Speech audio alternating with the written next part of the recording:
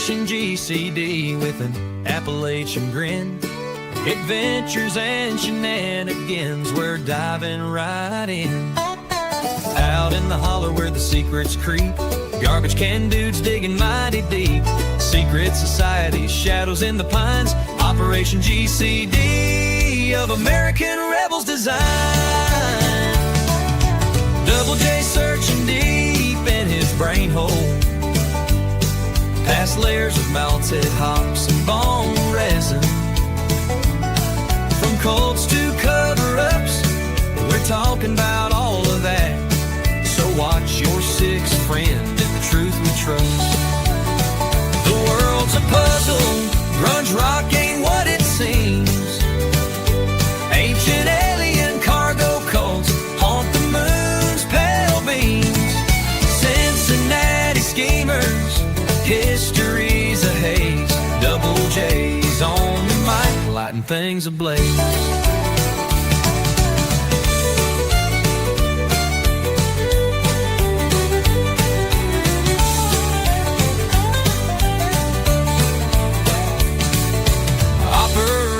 GCD with an Appalachian grin. Adventures and shenanigans, we're diving right in. Join us on the journey and enjoy the show. Thanks for joining us to get a little GCD. Yeah, the world's a puzzle, grunge rock ain't what it seems. Ancient alien cargo cults haunt the moon's pale beam. Cincinnati schemers, history's a haze. Double J's on the mic, lighting things ablaze. Hell, the world's a puzzle, grunge rock ain't what it seems. Ancient alien cargo cults haunt the moon's pale beams. Cincinnati schemers, history's a haze. Double J's on the mic, lighting things ablaze. Double J's on the mic, lighting things ablaze.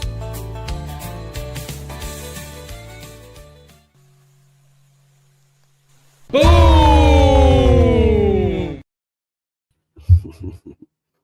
Howdy, folks. Your host, Double J, back here, coming at you live from my studio/RV dining room, located directly inside America. Anyhow, folks of the interwebs, thanks again for joining me here tonight to get a little GCD. Once again, your host of Operation GCD, JJ Vance here, and perhaps more notably, not the vice president. Anyhow, yes, guaranteed barn burner here on deck. Thank you, sir, Jimmy Bobby. Anyhow, folks of the interwebs, I will be your pilot navigator for tonight's shenanigan infused journey into the mind of this particular garbage can dude. And once again, I'm not going to lie to you, folks of the interwebs. Got a real barn burner here on deck for y'all tonight. Got an occult and or esoteric review of James Bond villains. The two villains in particular from the James Bond series of books and films, if you will. Ernst Stavros Blofied and the very first James Bond villain, Le Chiffe. Now, Blofied is the fella who serves as the leader of an international organized crime network enterprises. And according to the author Ian Fleming, he based that off a real world dude. And that's Aristotle Onassis, a.k.a. JFK Jr.'s father. So I like to call him there. Thanks to Heidi Luv brought that to my attention. She will be our guest here tonight, joining me here tonight to get a little GCD. And I'd like to welcome Heidi Luv, host of Unfiltered Rise podcast. How you doing, ma'am? Welcome back to Operation GCD. Awesome. Thanks to be here. I'm so happy to chat with you as always. Absolutely, ma'am. Absolutely. And it was you that brought, I mean, I've been interested in the matters of Aristotle Onassis. He tends to get a lot fly under the cover, so to speak, around a lot of parapolitics here in America. One of the first things I first started studying years ago was the work of Mae Brussel, and she did a great job of analyzing the gemstone file relative to the death of Howard Hughes, the Watergate situation, and the matters of JFK. Yes, yes. Definitely interesting. Also, this book, there's some books here. Project Seek goes pretty into the gemstone files. If anybody wants to go through that, pretty interesting. So, yeah. So that's Blofield on the left. That's one incarnation. He is the leader of an organized crime network in the James Bond series.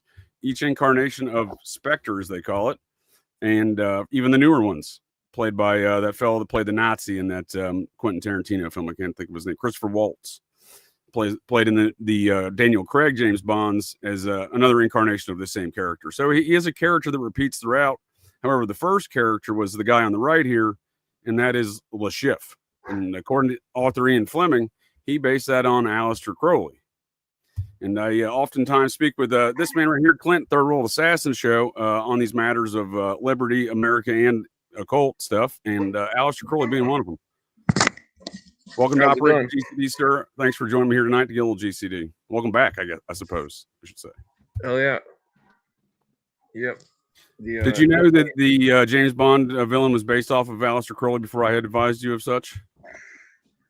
I didn't really know, but I did assume so based off the shaved head and just the way. Well, this is the guy on the right here, the tuxedoed fellow. That's actually the first version we get of. Well, it's a Muppetized version, sir, but that's the first version we get of the character Le Chiffe in the Casino Royale film. It was a book first, but the first Casino Royale film was an unofficial James Bond. That's a bit of a different story altogether, but this one here is played by Orson Welles, pretty famous Hollywood actor. Interesting. But yeah, the bald-headed fellow on the left, Ernst Stavros Blofied. We see him being repeated in even the parody versions as Dr. Evil. Yeah. He just needs the finger right up there. But isn't it funny how well, anyhow, I picked these characters. I didn't know, Clint, to be honest with you, sir. I didn't know until I stumbled across these facts one day. I'm like, wait a second. That you mean to tell me the James Bond author based these guys off of real world characters? And then, obviously got me further down that rabbit hole over the years because I grew up in a spook household, if you will, and James Bond films were kind of on the TV all the time. And, so they're a big part of my childhood, Sean Connery being my favorite. But obviously back then I had no idea the character basis for a lot of these folks were real world people, including James Bond himself. So there's various folks that have claimed to be the character basis for Bond, but one of which is most certainly Fleming's brother. But Ian Fleming himself was a man in MI6, which is the Secret Service, international Secret Service, if you will, that likes to violate America's rights. In more recent years, under the Five Eyes program, we actually had a member of MI6 testify behind closed doors in U.S. Congress in recent years against Donald Trump, and no one batted an eye.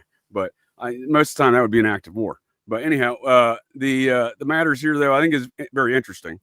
And the reason why I picked these films was because of the fact that, it's so obvious that the actual storyline being perpetrated through quote-unquote fiction is based on real-world characters.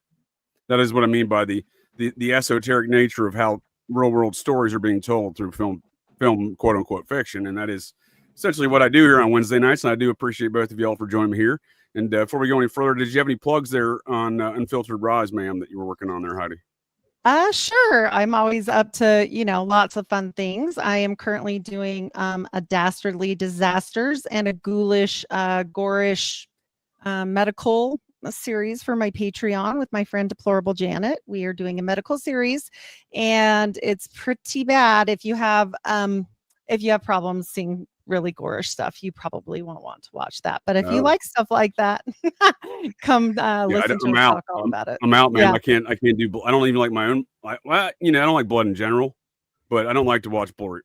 Are we talking like bloody surgeries, or we're talking surgeries? This is accidents like impalings and dastardly plastic surgery. We did carny stuff and the diseases that are like that. So yeah, it's been fun. What are we talking about? Carney stuff. I'm very squeamish when it comes to all things medical. But I will dive a little bit further here. The carnies are pretty fun. That was we did a 5-part series on all like conjoined twins and all the sideshow stuff that they took away, and these people actually liked it. The circus freaks wanted to work that way. Like they took this away from them. Now, do I think there should be things in place to protect these people? Of course, but I don't think they should just outlaw it. I think that's wrong. So they've largely been forgotten and disappeared. So what happened to what happened to all the bearded ladies and the conjoined twins? Yeah. Where are they at now? I guess they got laser. They're all leftists. Right? And they got laser and separated. Yeah. They didn't get their jobs replaced by immigrants, did they? If that's the case, we're gonna need to cut off immigration. Yeah, exactly. We can't be importing bearded ladies and conjoined twins. We got enough of those around here. Well, and those conjoined twins, the Asian brothers that are really popular, I think they had 25 kids or something. I mean, that's a whole situation over there. That's a lot of kids. Even for me, that's a lot of kids, and I'm a Mormon, so for sure. Well, I appreciate the comment there, Troublemaker Jonah. In fact, when we look at the matter of Goldeneye, which was a later film there in the Bond series, that's the name of the home in which Ian Fleming wrote those stories. It was his Goldeneye estate. There may be more to that name. I'm just saying we see even Fleming incorporating many, many details of his life, actual real life details in the quote unquote fictional works of James Bond. Yeah. So that sounds very interesting, ma'am, on the matters of medical stuff. Like I said, I'm quite squeamish, so I'm very limited. You're out at that one. Maybe the bearded ladies, but not so much the impalings. I don't like bearded ladies in general. I like the idea of bearded ladies, I suppose. Though. Right. No, I get it. It's it's cool. I mean, back in the day, this is how they made their money. And as a healthcare professional, I see a lot of people now that would like to make money a different kind of way if they were able and not being taken advantage of. We'll put it that way. So if I'm hearing you correctly, you're saying there's a open market space for, sideshow, we could start our own sideshows. Yeah, we should do it. Cool. I don't know. We're going to be burned at the stake. We got some enterprising thoughts going on here. And so anything else you're working on over there? I'll have your links in the show notes for folks to check out. Of course, Onassis. Yeah. Onassis has been on the table for how many months now that I've known you, but I keep ordering more books, and I think I just need to put a cut on it and just put out what I have. Oh, well, what's the most recent developments in that department then? Anything off the top of your brain hole that comes to mind? This just barely came today. Crude oil, crude money, Aristotle Onassis, Saudi Arabia, and the CIA. So I haven't read that one yet, but the rest I have. And he is fascinating. What year? What era are we talking about there? So this is post World War One. Redevelopment. Yeah, this would be more Saudi realignment of Arabia. Yeah, when they imported those Turkish family with some Eastern Jewish heritage and called them Arabs, right? Well, it gets very interesting. The Khashoggis were very good friends of the Mormons. I don't know if people know that. Aren't they part of the Sauds? Aren't they a member of the House of Saud? For sure. Yes. And the Khashoggis were actually, like, I'm not kidding, right in bed with the prophets of the church. So. Well, that makes sense, ma'am, because both Adnan at least dabbled in Scientology. His wife was a Scientologist full blown and financed an interesting school there in Southern California, which had its own little scandal there. Not a daycare scandal, but it had its own little scandal there in the late 80s. And if you're familiar with that recent event up by the old Aryan Nations compound at the end of June there in this summer, where that young man allegedly shot them firefighters that had burnt the Aryan Nations compound on the anniversary of the bankruptcy of that compound, nonetheless. Oh. Well, that man's father grew up and went to the school in that Scientology school financed by Adnan Khashoggi's wife. Really? I did not know this. I did not know she was. In fact, one of the cousins in that family, so the whole family seems to be Scientology, the paternal family of that young man. His father's first cousin was named as one of the victims in the scandal in the court documents. So, that does not surprise me. They're very interesting. And, it just seems to be that there's always a Mormon 10 steps behind. It's just never, it is what it is. What do you do with it? Yeah, I just tattle now that I've got out of the cult. We actually did a review a couple weeks back. Oh, go ahead, ma'am. What were you saying? I just said I'm still at the mothership, but now I'm out of the cult. We did a review a couple weeks back here on Operation GCD in a film that was produced by Adnan Khashoggi. Or disregard, I got him mixed up. My apologies, with Arnon Milchan. These folks need to get, first of all, they need to get better names. Second of all, Yeah. I need to quit conflating my international gun trafficking, money laundering Hollywood producers. Oh my gosh. Well, that'd be all of everybody lately. So thanks again for joining me here tonight, ma'am, on these matters. Again, I know you brought a lot to my attention regarding Aristotle Onassis, and when the first time we started discussing these things, I said, that's the basis of the leader of the international organized crime empire, James Bond.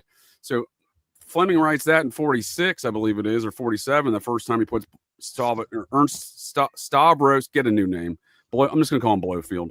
Gets Blofield into the storyline. Stavros? Do you know about this name?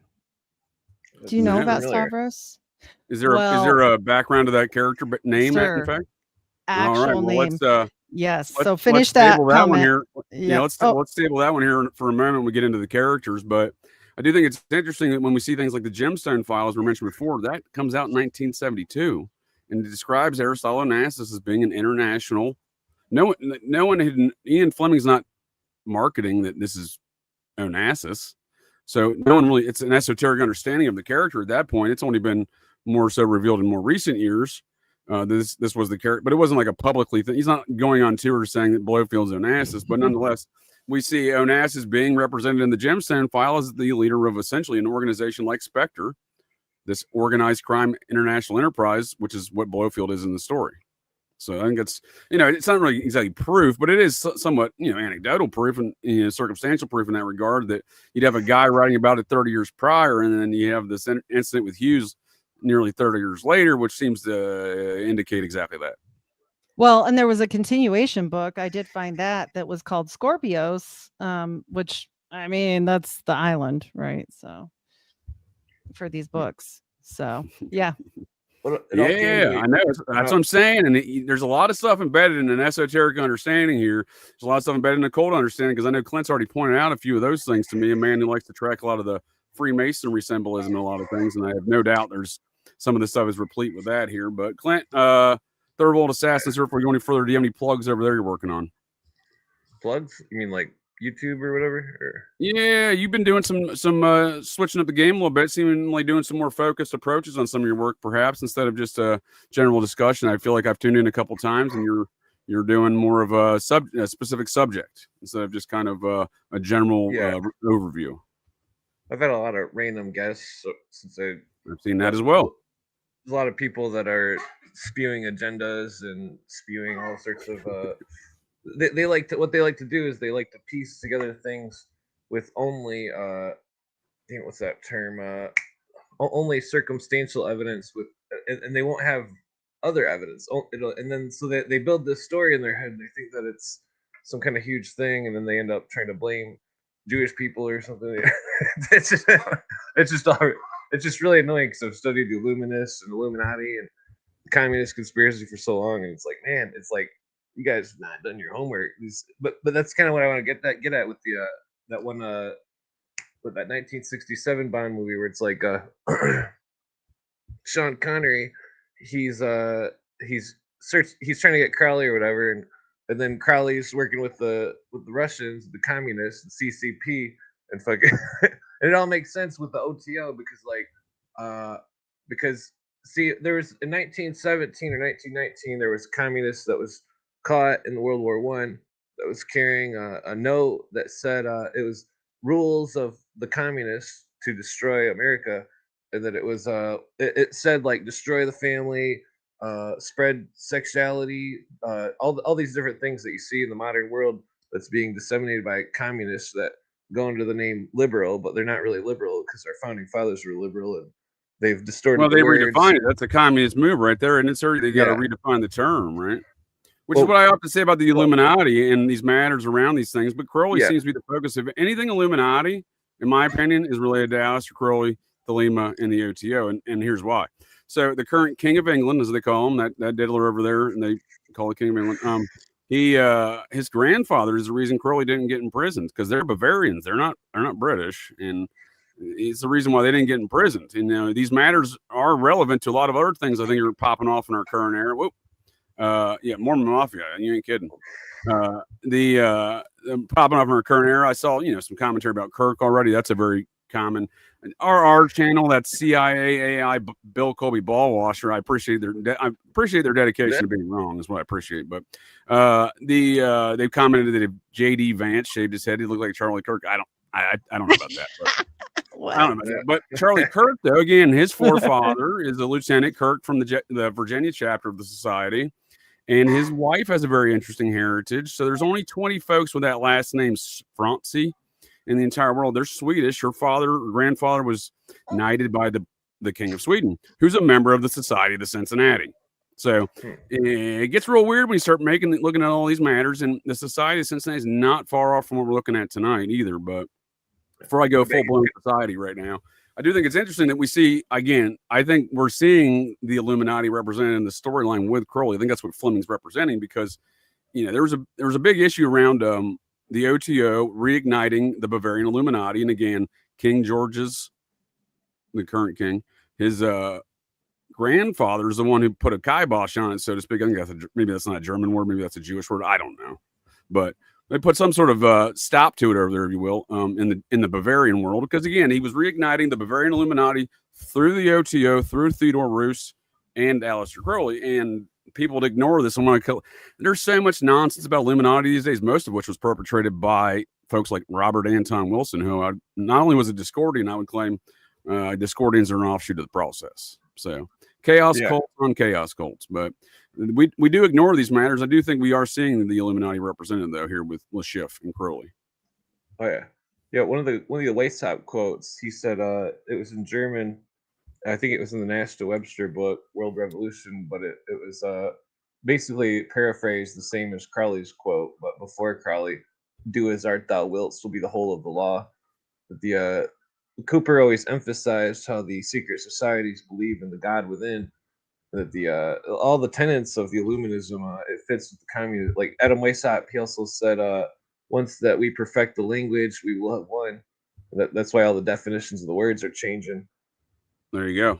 And that's what I was saying before about they like to change the words. There you go, sir. Perfect example. So, and regarding matters of the Mormons being so in cahoots, well, it makes sense to me because, well, for many reasons, the ceremonial magic, the ancient alien cargo cult aspects, but the Mormons are very much perpetrating a communist enterprise.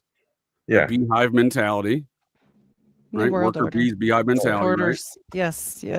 Yeah. Don't ask no questions. Right.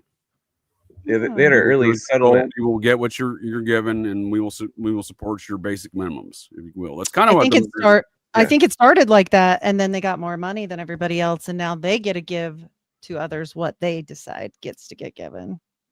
They got more money now. One of their early settlements out west was called Commonsville or Communistville. Right. The Order of Enoch, the very first settlement, was 100% communistic, and all the FLDS continue to live that way, giving everything to the order. So, right. Well, what's the Mormon symbol? I actually agree, and yes, sir, Gerald Hall, barn burner inbound indeed. So, all that whole utopian movement out of the burnt over district in New York is all communist shit. Oh yeah. That's what I argue is this anti-liberty franchise of the Society of the Cincinnati that was enterprising with globalist interests, no different than Mormons are still today, no different than Brigham Young did when he set up the Nation of Deseret.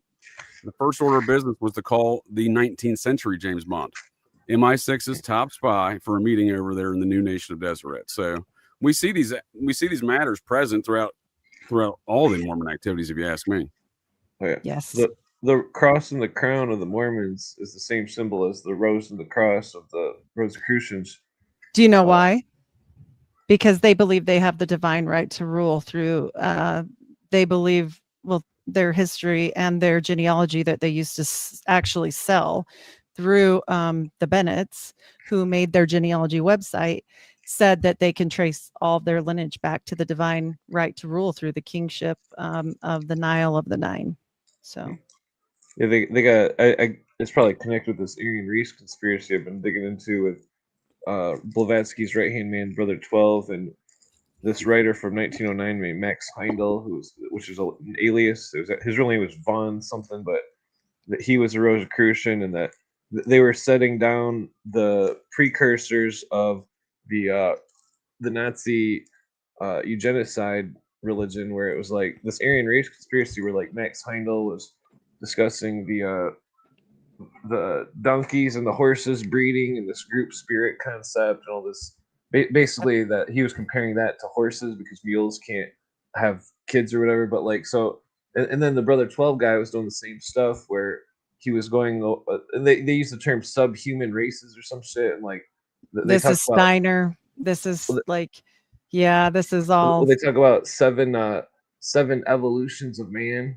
Keep in mind, Mithraism has 7 degrees, but the class system from India and it's like they believe in their religion that these 7 evolutions of man are like from start to modern, and they're supposedly creating the next one, the new man or whatever. And same as the Nazi crap, but like 100%. Yeah. They all want to do that. They all want to say that there's this new man because they're all part of this. Like, I think that's what one of the things I appreciate for you do over there, Clint, is point out the secular humanism movements of all of these organizations. Now they all intertwine. They're all, I like to throw in there, they're all ancient alien cargo cultists, because you point out as well that they oftentimes, when you're doing your shows over there on Third World Assassin show on YouTube, now everyone is real serious about Sirius. Yeah, so that is the nature of these. There's a common trend through all of these groups. They can call them whatever they want to call themselves, but they're all Great White Brotherhood, illuminated manner, right? Yeah, that's another good word there too. That's what it is. Yeah. Before we go any further, this is a great comment. I appreciate. All roads in this story do kind of go back to Switzerland, because during the same time that Ian Fleming's writing the James Bond series, is the machination of those damn Dulles brothers in Switzerland helping kick off the worldwide Nazi Fourth Reich enterprises, and with the help of folks like Bill Colby and the Project Paperclip Operation Overcast operations to import them into America. The full scope of which we don't understand to this day. We really, a lot of folks want to say Project Paperclip and name a couple Nazis. I assure you, we don't know the full scope to this day because, it's a topic for a different day and a horse of a different color. But nonetheless, we do see this story, all of these matters being popped off at the same time. That's going worldwide. So it's almost like I look at it in the strategic level analysis almost that, maybe this is a counterpoint to it. Because Crowley, as much as they want to say he's banned from Germany and everything, he's a fucking Satanist Nazi. What are we talking about here? And we're like, well, he wasn't a Satanist. He wasn't a Satanist. Well, every Satanist past that is a disciple of him who does his, wizardry, all ball wash at Crowley and say he's more Satanist than LaVey. So he's a Nazi Satanist. They're all Nazi Satanists. You know what I mean? So to say that these guys come out of Bavaria, they're reigniting the Illuminati in Bavaria, Crowley and gang, and the OTO and Theodore Roos. And we're going to say that now we see them represented as villains. So I'm just saying, like, this is maybe a counterpoint to this action that's being enterprised worldwide now, right? This Nazi enterprise that's going on right after World War II. Yeah, it's all connected, even back to the 1700s, where when the Illuminists joined Masonry and the meeting in Swedenborg, and that there's all this stuff with this deep connection with Mesmer and this hypnotism, and that I think that the secret societies and the intelligence groups of the 1700s went to India. They found ways to hypnotize people and use group hypnosis, and then they started secret societies based off from it. Because all of think about the Masonic passwords and stuff, as trigger words for a hypnotic state of mind.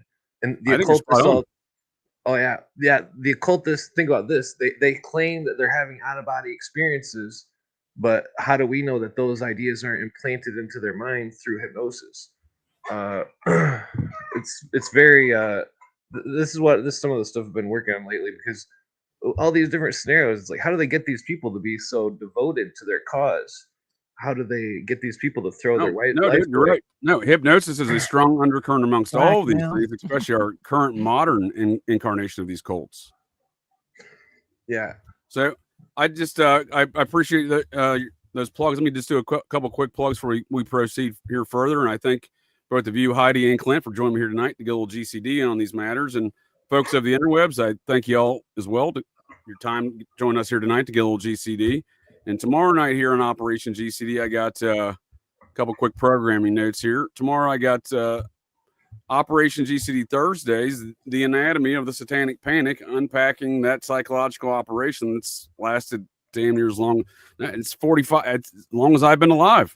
It's really longer, but the Nazi Satanist propagandists will tell you it started in 1980. All that really started in 75, but they don't want to recognize that first phase. And we go over the phases and the different propagandas, and now we're unpacking some of the crimes, kind of doing it in a chronological scaled fashion. But that'll be tomorrow night, 9:30 p.m. Eastern Standard Times here on Operation GCD, the adventures of Muppet Mikey Aquino, everyone's favorite doughy bastard special forces psychological operations officer, Nazi Satanist, and his pal Laser Tag Ted.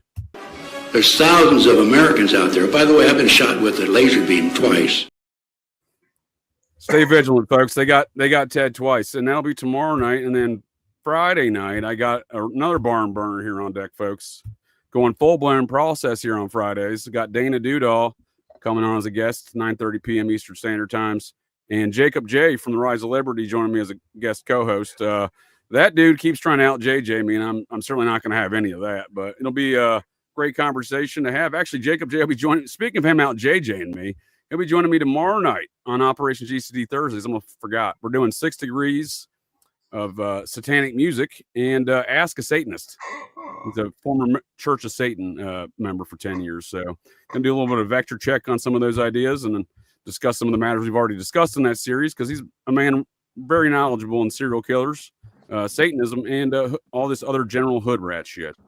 And speaking of hood rat shit, if you need to cover up hood rat shit, call on this Muppet.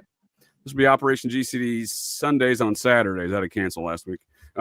This is Judy Clark. She's a expert cover-upper for federal crimes, from the Unabomber to the Boston bomber.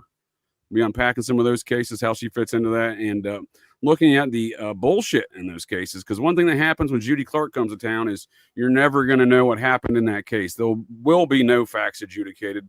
There will be no matters of justice.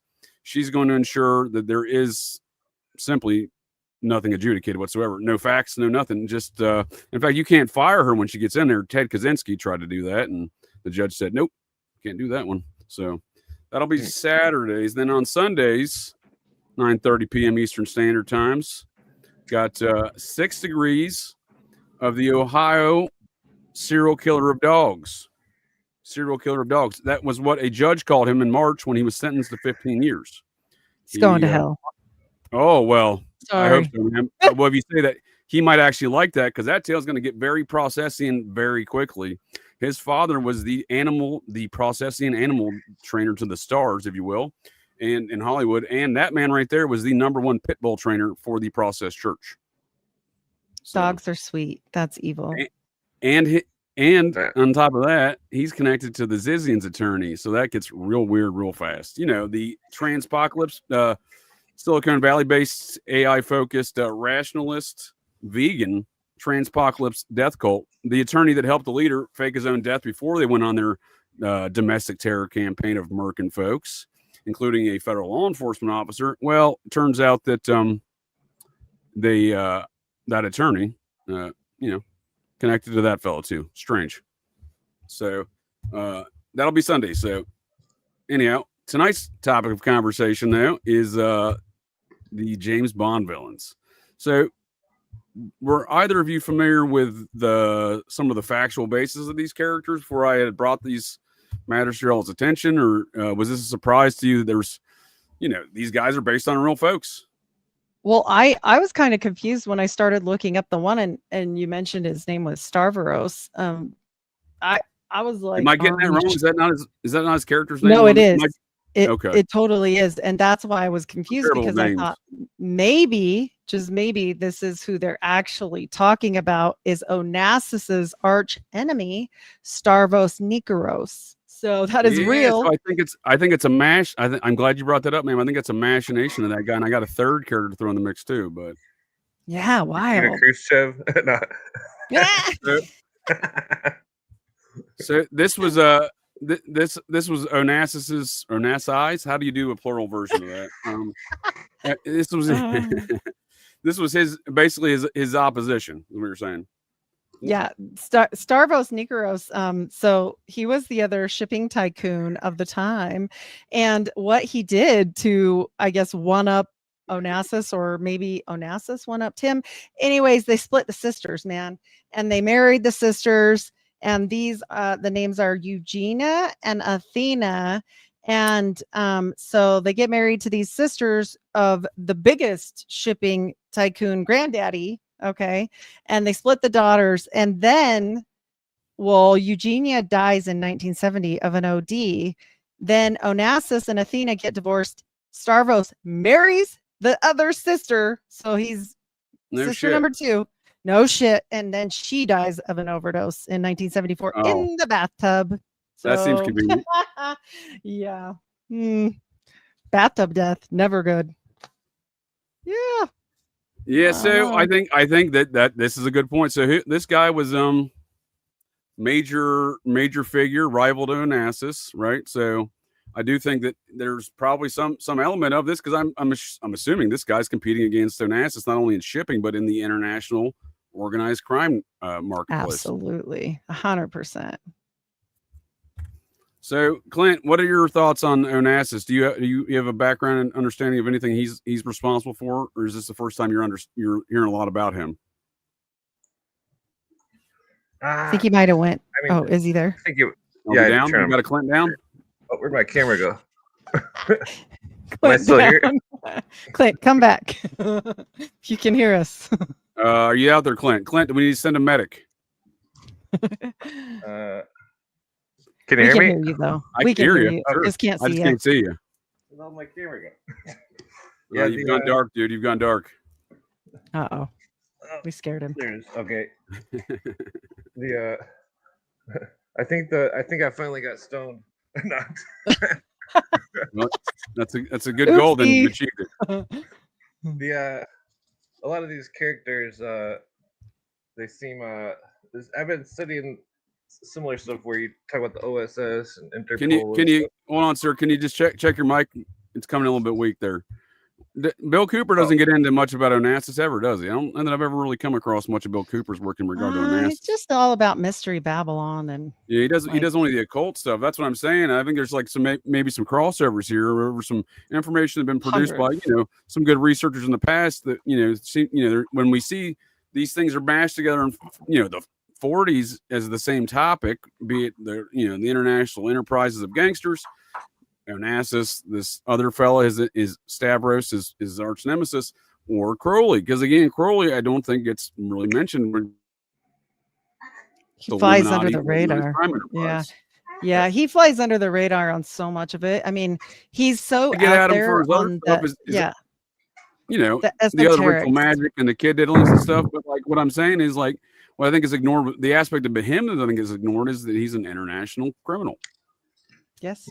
Yeah. And so is the legacy left behind, because you have to understand the daughter, Christina, she marries Thierry Rousseau, Roussel, pharmaceutical heir, French pharmaceutical heir. And it gets hairy. It gets weird. And then he is actually involved in the Four Beards group that runs Onassis's money.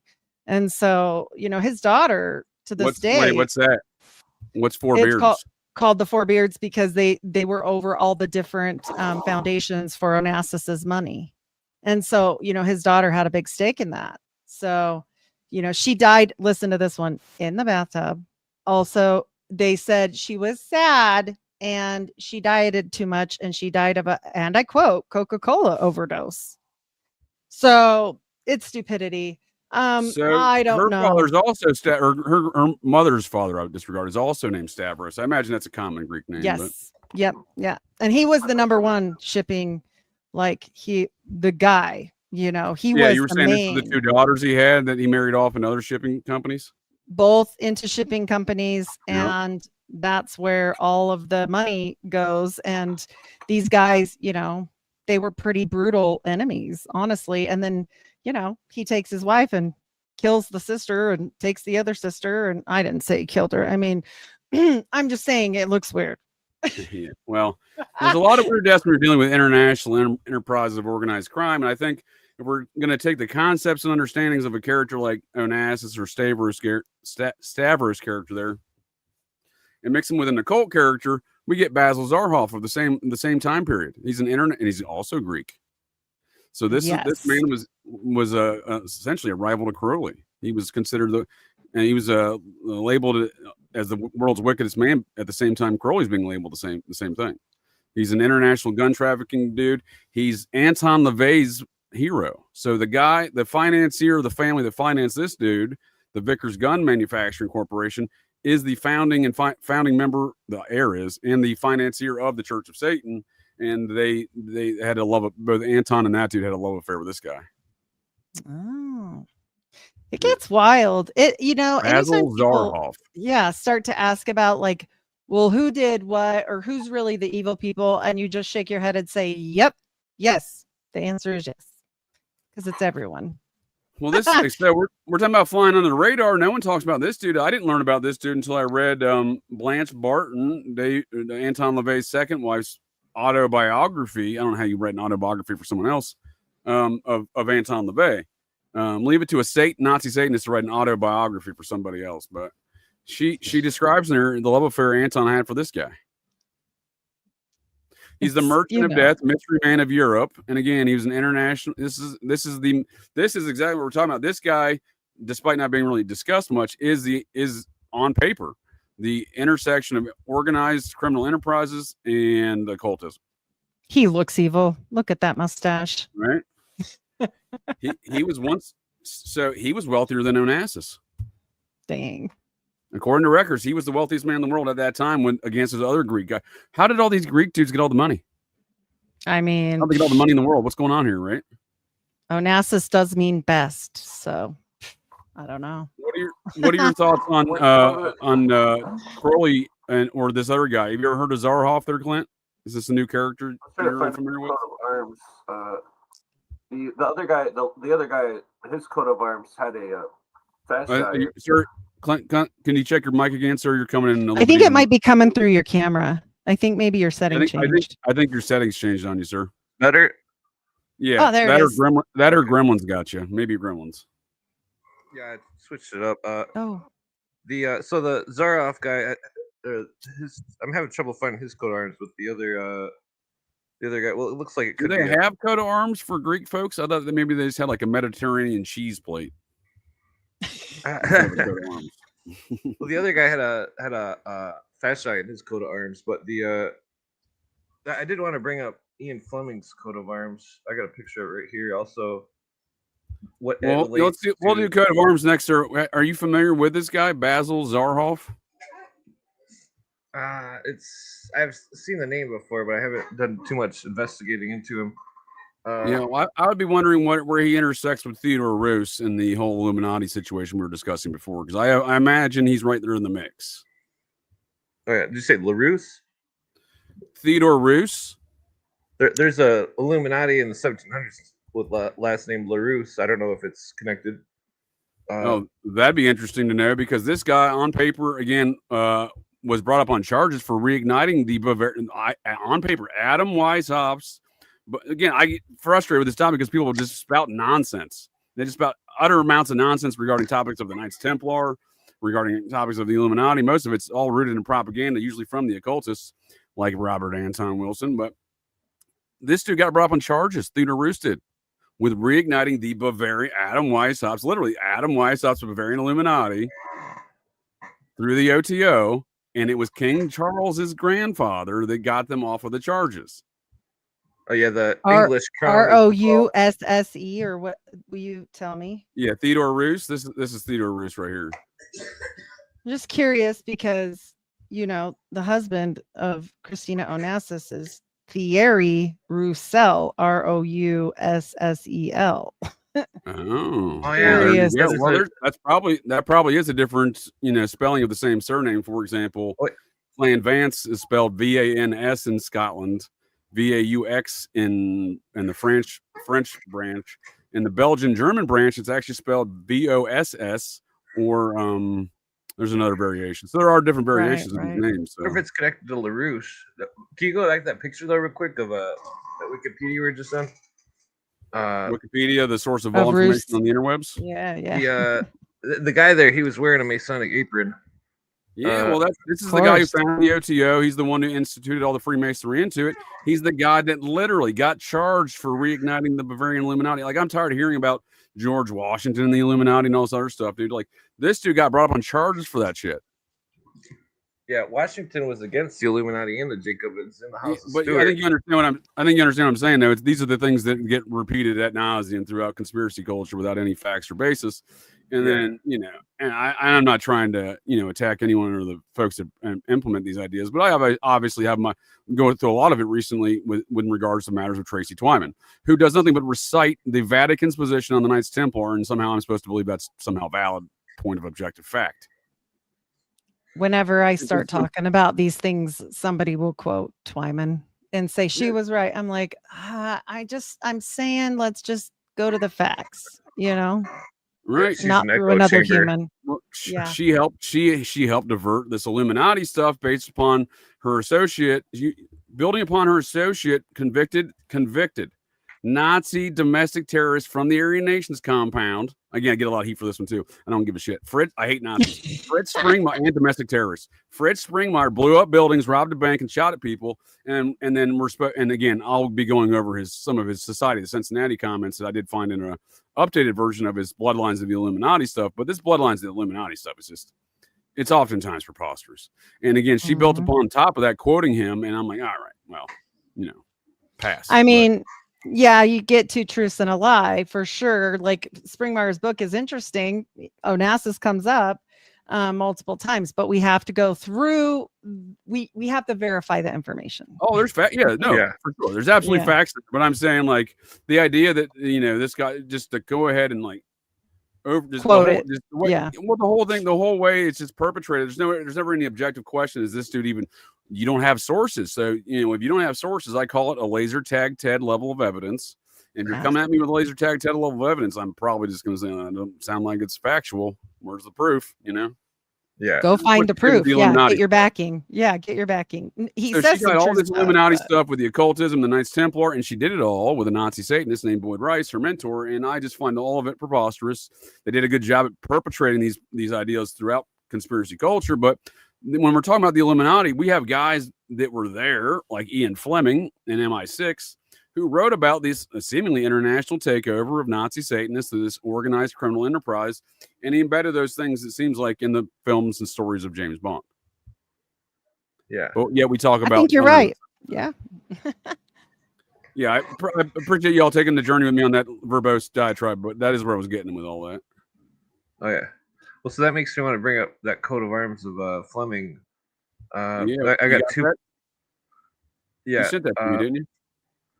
I was just gonna hold up my phone real quick. So this is a more modern one. I'll bring it up so folks can check it out. It's there we go. You can see the red and the white, or the black and the white shield. Originally, the Templar flag was once a straight black line with the white line at the bottom. But so it's relevant. This one's very interesting because of the goat motif on the and notice it's holding a lily. The fleur de lis is the fleur de lis is a lily. That the lily is some of the Illuminati and the Masons had oaths that said trample underfoot the lily, and also the insignias of cutting the stem of the lily. In other words, they were going to kill the families that had the lily as their coat of arms. But these are Templar families. But then I also have a I guess you could probably bring this up, the Skanderbeg crown. It's a crown with a distinct goat on the head, and on the sides of it has what looks like lilies. Let's see here. I got it up. I can bring it up on my screen real quick. Oh, it's showing. Yeah, it's showing. No, the crown. The different one. Why don't you just pop it to me on the Twixter there, Clint, and there you go. I'll put it on the screen. There you go. Oh, hold on. Maybe. This goes to the Scythians, right? The goat is for the Scythians. Yeah. Well, it's most likely for Aries. But so notice the flowers on the side, which are most likely lilies, but also reminiscent of Rosicrucian symbolism a little bit, but it seems to be a different branch of this of a it's a different secret society but similar symbols. But this crown, there was some sort of well, I guess not to get too far off base, but I speculate that Fleming's related to this dynasty, and that it's that he's part of a nobility, basically. Well, The I'm glad you the said that, ancient sir. Scythians, yeah, did use the I'm goat glad you said that, sir. as well on their coat of arms. Go ahead, ma'am. What were you saying? Oh, I just said the Scythians actually did use the goat in their coat of arms. It's more than just astrology. It's a reference to the Scythian line, and we get into the Merovingians, and it gets really twisted. Yeah. The Flemings are a Highlander clan of a Templar heritage, the Normans, if you will, and they were one of the wealthiest banking families in Scotland. Robert Fleming and Company. It started in the 19th century by selling provisions to the Americans for the Civil War, profiting off those globalist enterprises, those anti-liberty movements, if you ask me. But nonetheless, I don't know enough of the details who they were supporting, the Confederates or the Union. That'd be interesting to know, because I think there's a lot of things that we can discern from there as well. But ultimately speaking, the Fleming Bank gets engulfed in the enterprises of two Society Cincinnati families from America, the Rockefellers from the New York chapter, and the Morgans from the Massachusetts chapter, as in J.P. Morgan Chase Bank. And, and just so I can emphasize my point, you don't got to take my word for it. I say all roads lead back to the society, and I have yet to really find circumstances where that's not present. So this is J.P. Morgan's second great grandfather. Maybe it was just his great grandfather, I think, now that I think about it. Second great grandfather, Captain Joseph Morgan of the Massachusetts chapter of the Society of Cincinnati.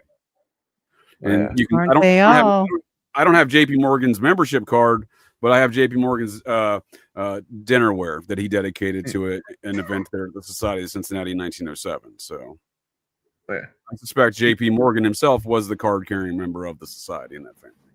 And they still do this kind of stuff. Speaking of dinnerware, when you guys want to look up the Alfalfa Club, look, they're just hiding everything with dinner. That's all they're doing. So that's why you was there. Man, I'm glad you said that, because this is an example of the importance of JP Morgan within the society. So the Society of the Cincinnati Dinner Plate, as the Revolutionary War drew to a close, French and American officers formed the Society of the Cincinnati in the name of mutual support and friendship, blah, blah, blah. But then it goes on to say here, this is the dedication for an event and an anniversary of said event at the headquarters there. And this is on display at Mount Vernon. And it's a gift of Mr. John Pierpont Morgan Sr.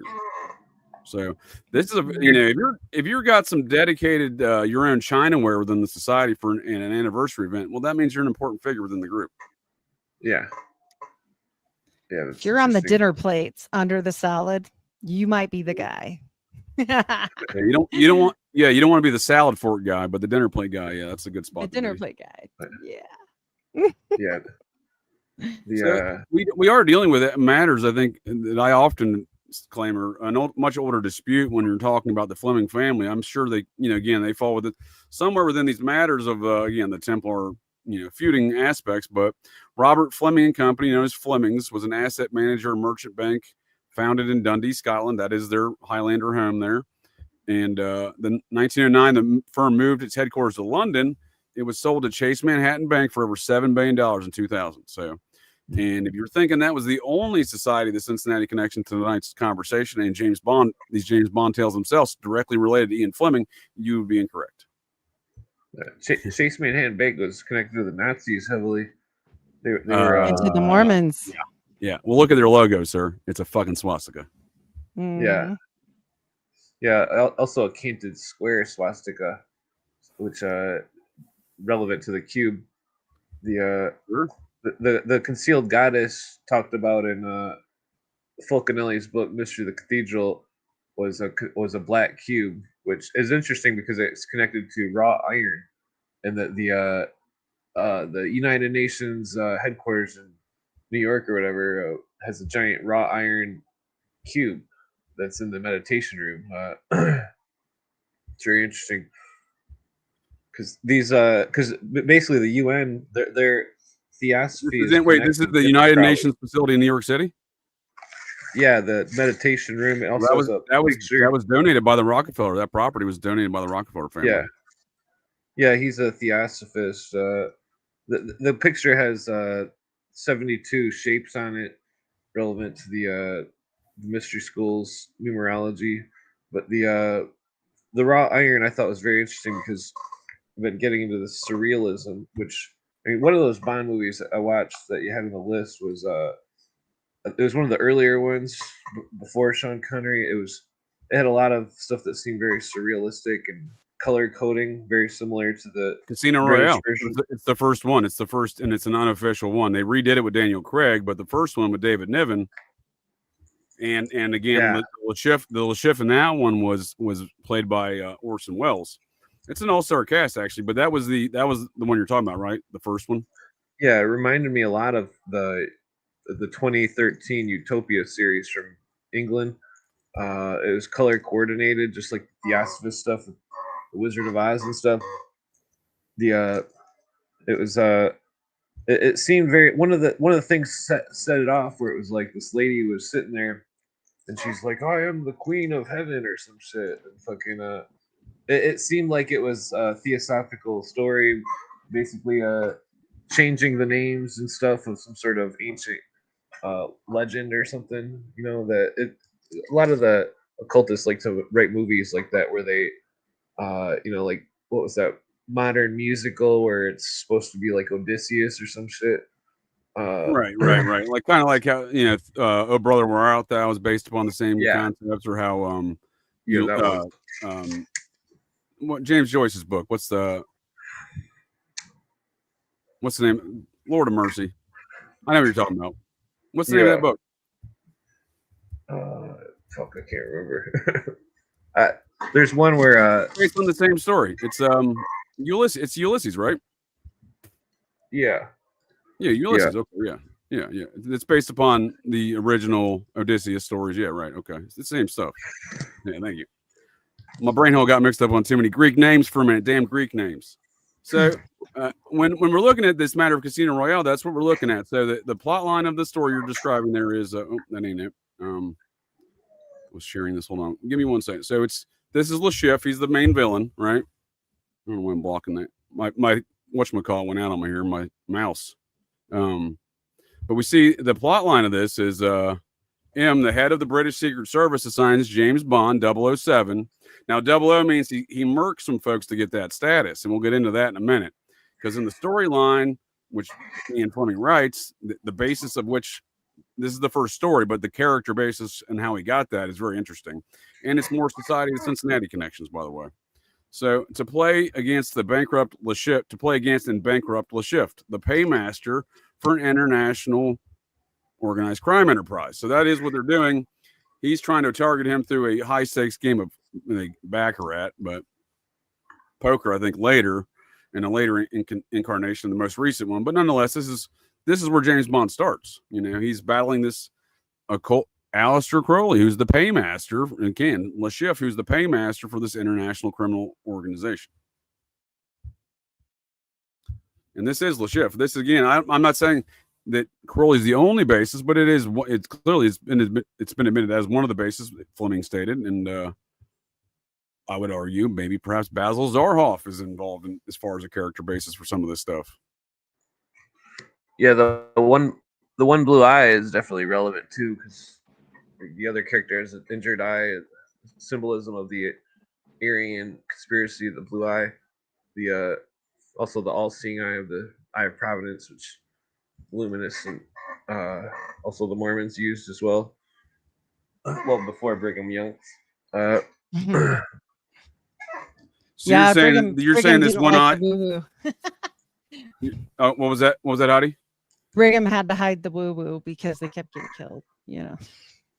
So you're saying that this one eye aspect of the character is possibly not just a weird defect, biological defect. It's some sort of symbolism. Yeah, the symbol of being illuminized. If all the people with high superstitions are right about the celebrities and their photography, then either they're photographers or Masons or something, or Illuminists, or I mean, it's that's like Odin. it Yeah, could it's also like be a Odin. huge fan or fad. I mean, but it seems like the Illuminists want people to copy the occult stuff so then they can hide it in plain sight. Basically, it's like once the Illuminist conspiracy. See, I speculate on whether Ralph Epperson speculates this too, on whether when they were caught in Bavaria, if the leader of Bavaria wasn't in league with the Illuminati, it was an elaborate plot to make people believe that the Illuminati was gone, because there was other Illuminatis such as Jacob Boehm's Illuminati, which was like a Christian fanatic Illuminism. Which there's movements that but that's another communist move, right? Changing the definition of things. And I would say if you're going to try to battle the communists, you employ their own tactics against them in some regard. But again, we can call Illuminatis, but if we're going to call Illuminati based upon the original incarnation of it, the guy who did these things and his associate, we're looking at him. This is Le Chiffe. This is what we're looking at. Well, we're talking about Nazis and Aryan race. I mean, obviously, it's a nod to Odin for me because of the one eye. And so, when we're talking about symbology, every single time they're going to show us what they're thinking. Like they never hide too far. Yeah. I don't disagree, man. That's a good point. That is a good point. So I do think we're looking at a situation where Ian Fleming is writing these tales. So I'm telling again, as a counterpoint to this Fourth Reich that's being instituted across the world at the very same time. So that being said, the James Bond actually gets his bones, so to speak, by killing somebody. So this was the GoldenEye state. This is where Ian Fleming wrote a lot of these tales down there in Jamaica. Which again, we're seeing him. That's what I'm saying. Like we're seeing him incorporate so many aspects of his life into these tales and the stories. So I have to ask: is there a part in these tales that's not accurate? Like it's not based on real world events? Because it seems like I would say most of it, if not all of it, is. And I think, and that's kind of my point of why I think this is a very, reviewing the James Bond villains, Le Chiffe and Ernst Stavros Blofied here, is a good example of these things, because the more you look into the actual aspects and backstory of these things, Fleming's really incorporating so much of real world events in his own life into the storyline, whether it's the name of a operation. Now I think he actually named his estate after an actual operation he was involved in called Operation GoldenEye. So that takes even a step further. Well, and the shift part, it means the cipher or the number. Ooh, so I'm glad you said Le Chiffe. So part of that banking feud going on was with Jacob Schiff, who at one point in time seemed to have been siding with the Flemings, right, within some aspect of maybe not just banking, but international operations, if you will, of a criminal variety. Who knows, right? So it seems that at some point in time they had a falling out. So maybe Le Chiffe is Jacob Schiff as well. Mm-hmm. Paymaster, right? Paymaster for an international criminal enterprise. Now, I'd be interested to know the intersection of Jacob Schiff and Theodore Roos. And again, these concepts of the known knowns of the Illuminati.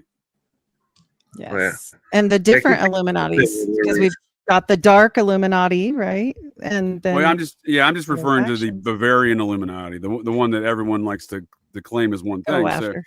So this is again a contemporary to those events. So this is a man who was at war with the Flemings, his family and his son. This is the Kuhn. This is Lehman Brothers. This is the Kuhn Loeb franchise, right? We know them later as Lehman Brothers, the Schiffs. There's a lot of the folks over in America are part of this family still today. I don't know about Adam Schiff, is the senator fellow, that pencil neck fellow from California, that communist, but he probably is. So I'd have to look at it, but nonetheless, Le Chiffe, Jacob Schiff, right? So we see possibly because again, by that point in time when Fleming's writing these things, the Flemings are no longer sided with the Schiffs, right? They've had a falling out. So is Schiff somehow involved with this Theodore Roos Illuminati and Crowley, and that's why we see Crowley, Le Chiffe, you know what I mean? Yeah. It makes you wonder. Yeah. Because Crowley was definitely British intelligence. He had to be. I mean, he was a member of so many secret societies. And then he was definitely MI6. No, Ian Fleming knew him. They were in MI6 together. Yeah. And Ian Fleming's younger brother was a commando. Ian Fleming was more of your man of disguises, if you will, and intrigue. because he was a journalist, so he was already traveling the world before the war and stuff like that. So he's already kind of fit in that role. But his brother's much more of a shoot you type of commando guy. So that's what I'm saying. I think Bond is very much a combination of the two Fleming brothers and maybe some other guys, because he was more of an administrator as well. Ian Fleming was. He was a commander in the naval services, just like the character James Bond was a commander. So you can be MI6 and not a naval commander, not in the Navy at all. We see that in America with the U.S. Navy officers, the U.S. Air Force officers, and the CIA, right? But you don't have to be U.S. Navy or CIA officer to be in the CIA, right? I forgot to mention on that Stavros Nikaros, he was a naval officer. There you go. World War II, just FYI. So we see that with his yacht was called Atlantis, and he gifted it to the King Fahd of Saudi Arabia because I guess he felt like being nice. well, that's part of that enterprise. The King Saudis are the they're the British. They're first of all, they seem to have some Jewish origins from Eastern Turkey. But what am I to say about genealogy and heritage? They're Arabs. Look at them, right? The Kurdish, the Kurds, the Khazarians. No, the Wahhabis, the House of Saud. They were imported by the British as part of this enterprise to take over Arabia back in World War One. Oh yeah. They're all related to those Arabians. I do think Jeffrey Epstein was indeed a lieutenant commander in the Navy SEALs. No different. He would be James Bond, right? He'd be a James Bond character. I think that's no different because that was not a costume party he attended on the Queen's grounds for Prince Andrew's daughter's birthday. Yet he is wearing the Navy whites, which is the formal dress of an officer. He's wearing the Navy SEAL trident. I mean, he looks like and it would provide context for not only the fact that I don't think he's a Jewish man. I think he's a WASP.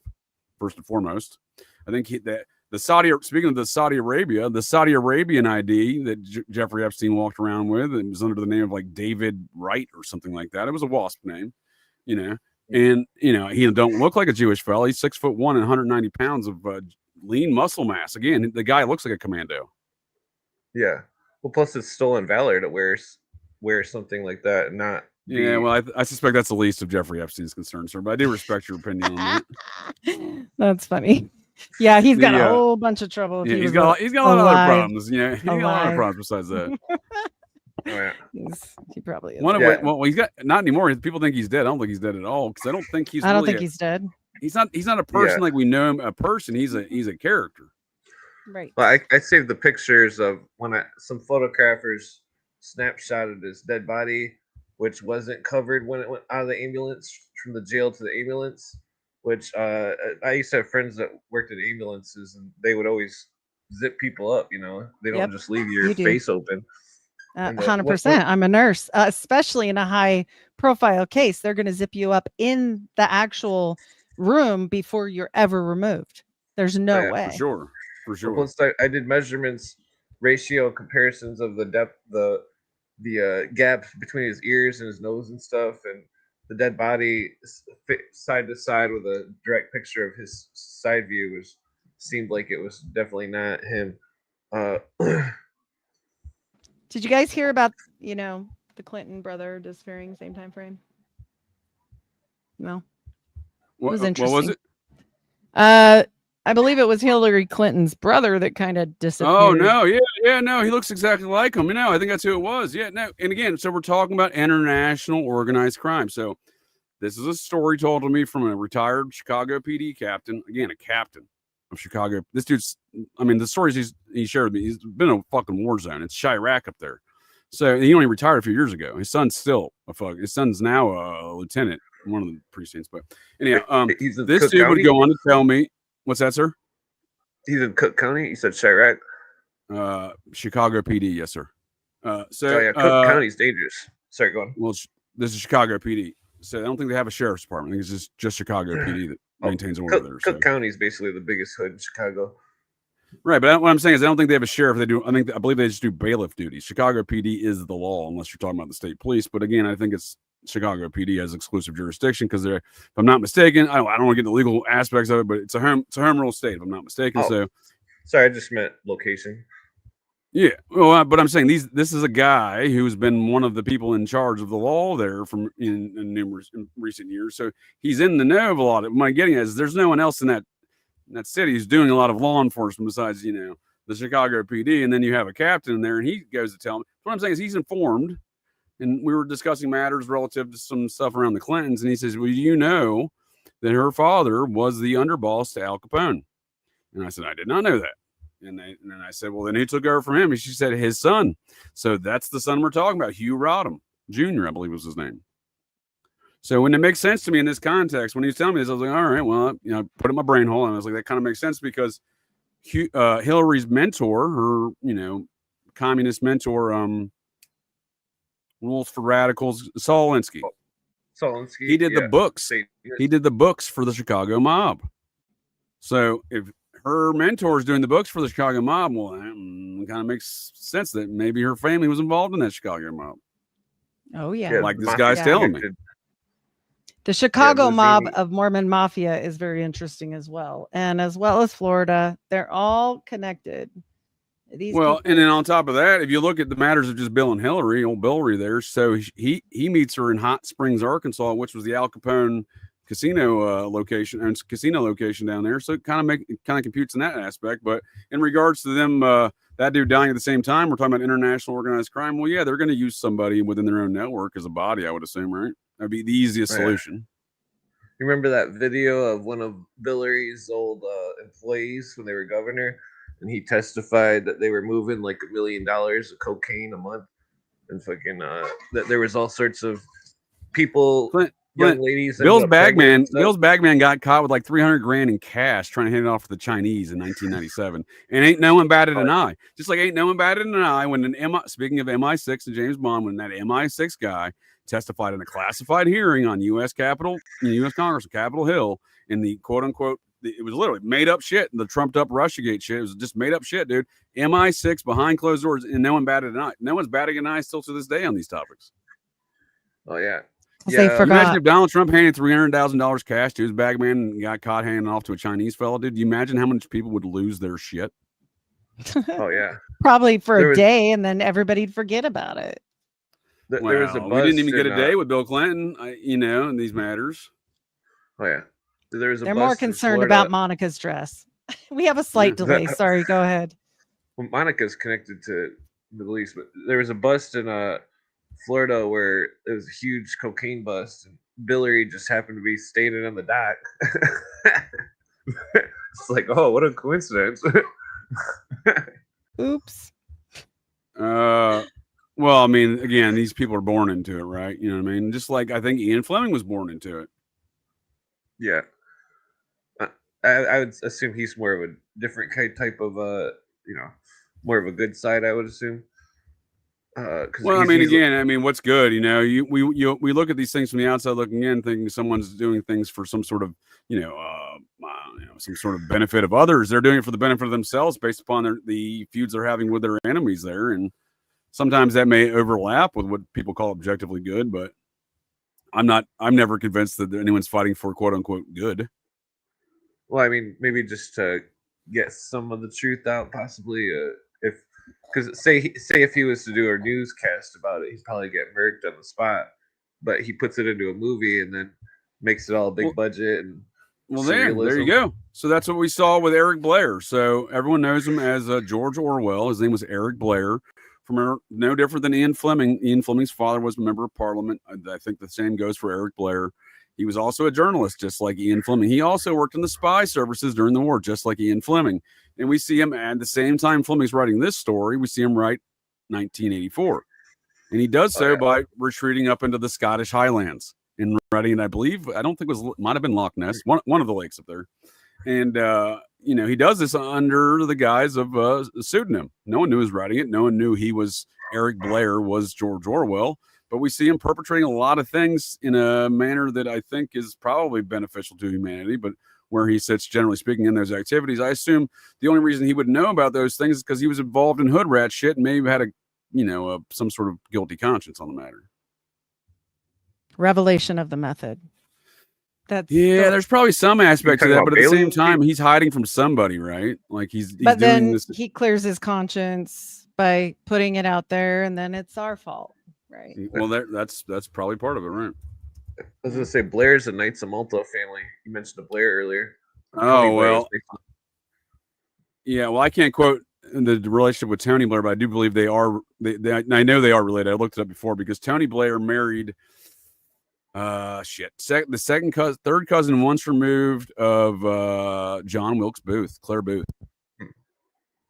was Tony Blair's wife. That's a Knights of the Golden Circle reference. Yes, sir. Well, connection. But we're seeing these families sticking together in these organized kind of criminal enterprises, right?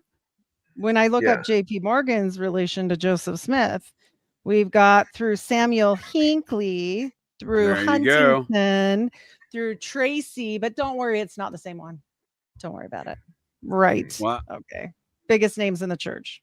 I think a lot of these things matter. I was just discussing a lot of, and take a quick side tangent on that. I was discussing that same relationship you're talking about with Hinckley the other night. So the murder victim of Israel Keys allegedly murked these 50-year-old family couple in Vermont, terrorized. Operation Gladio style Phoenix program, satanic serial killers come home. That is Israel Keys, confirmed Nazi satanic serial killer. Confirmed Mormon. Well, that's where I was going. So he grew up fundamentalist Mormon, and he's from the Cowdery Stedman family. Mm-hmm. His foremother is Oliver Cowdery's sister. Do you know who his neighbors were?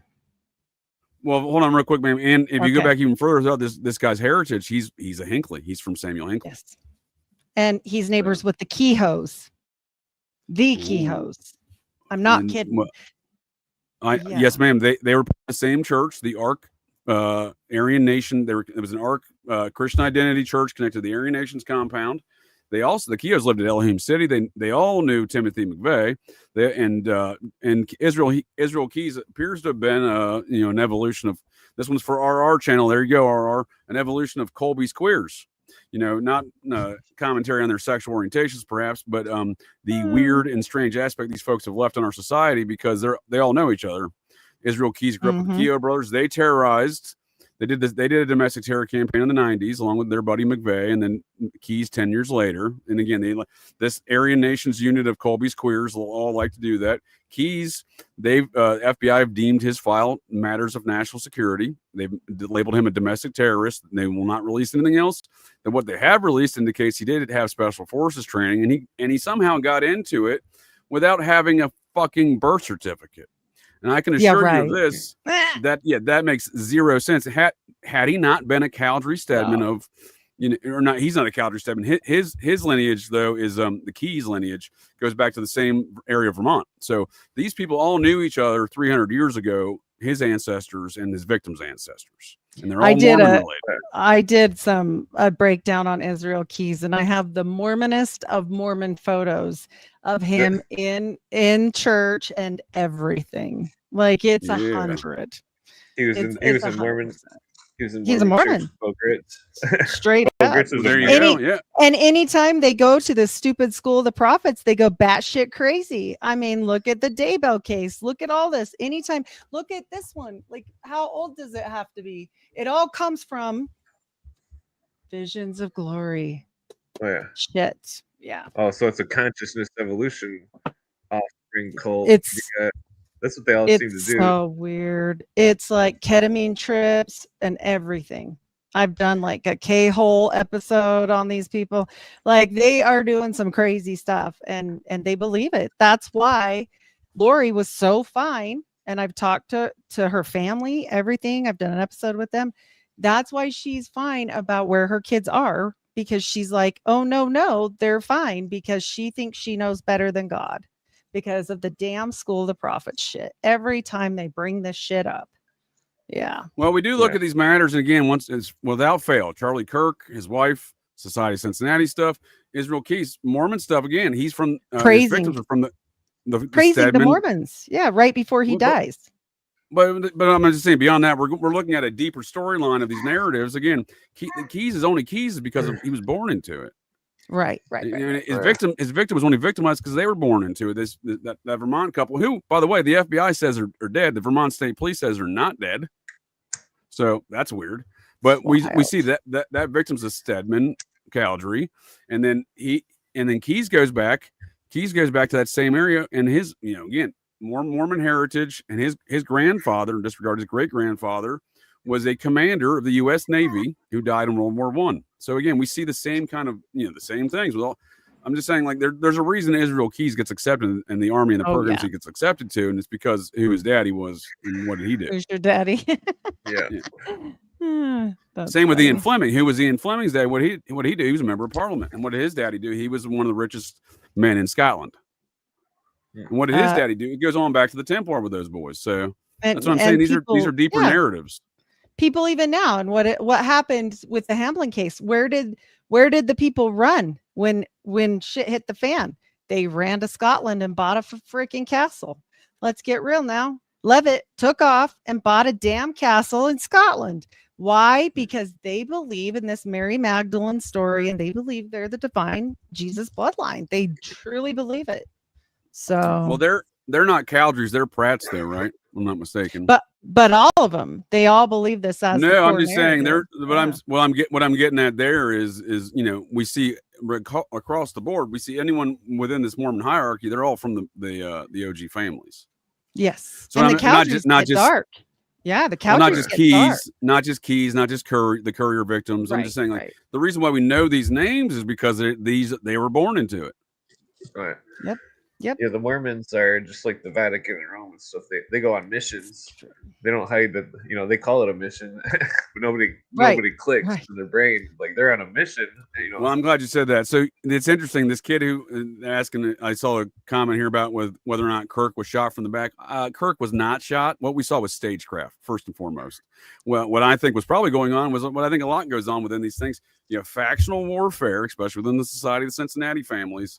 And they're apparently running psyops on psyops, or attempted assassination attempts on a psyop in response. So I do think that is present and accounted for there, especially when you deal with the Swedish side of the Society of Cincinnati with his wife, and he's got heritage in the Virginia chapter himself. But nonetheless, we see the fella who's allegedly shot Charlie Kirk, Tyler Robinson.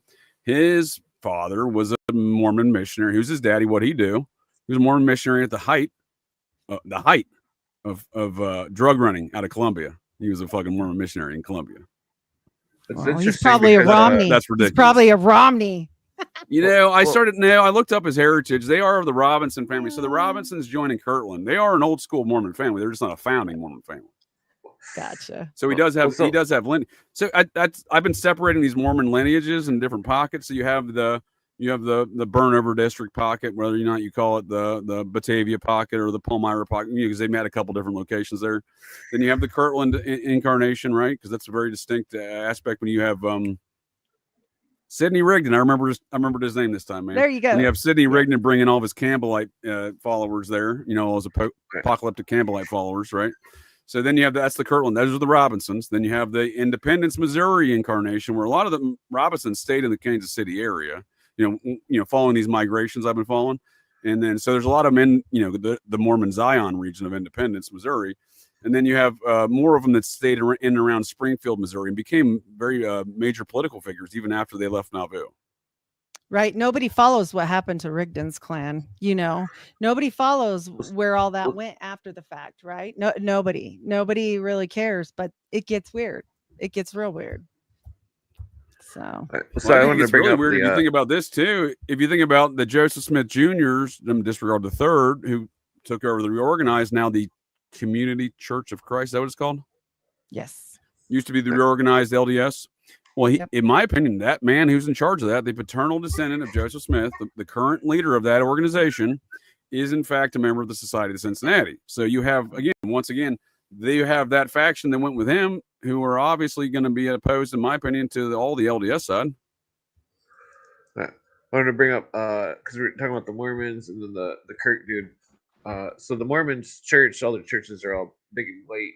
And this goes along with the Aryan race conspiracy, the Great White Lodge or whatever on Sirius. But so Charlie Kirk was wearing a white shirt. And if you grok and look up how many times he's wore a white shirt on video, it says 1.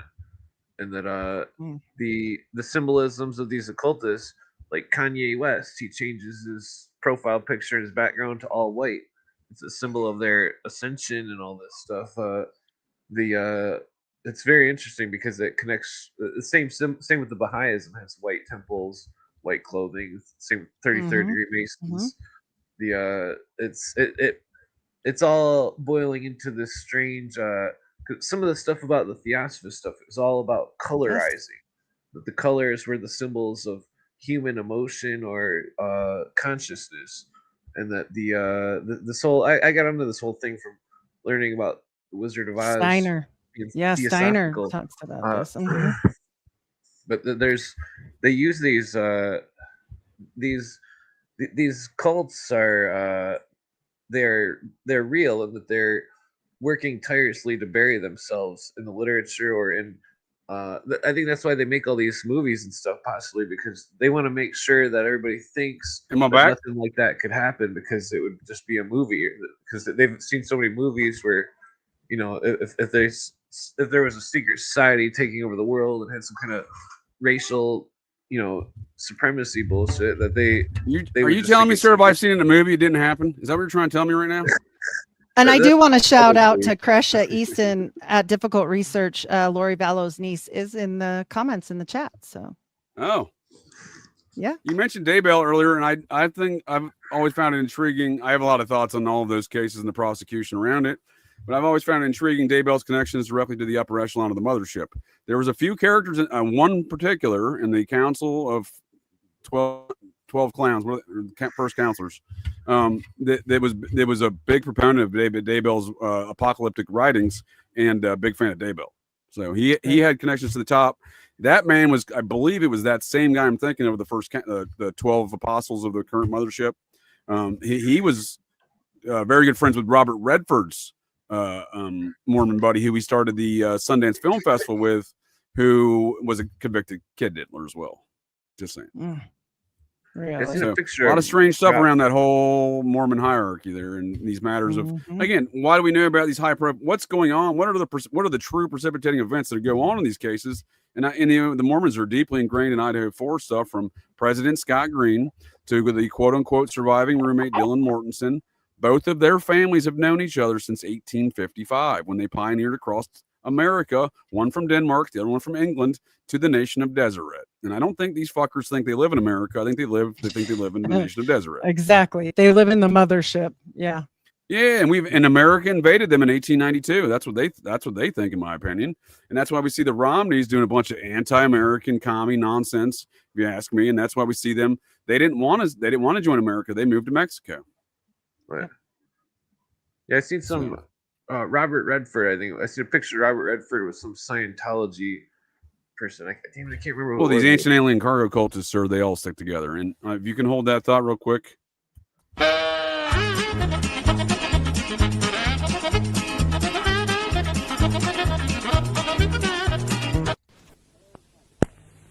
Hello, faggot lovers everywhere. I've a message for you from Birdseye. Birdseye faggots will appeal to your whole family. They've made them with lashings of gravy, but they've gone easy on the spice because kids don't like them too spicy, apparently.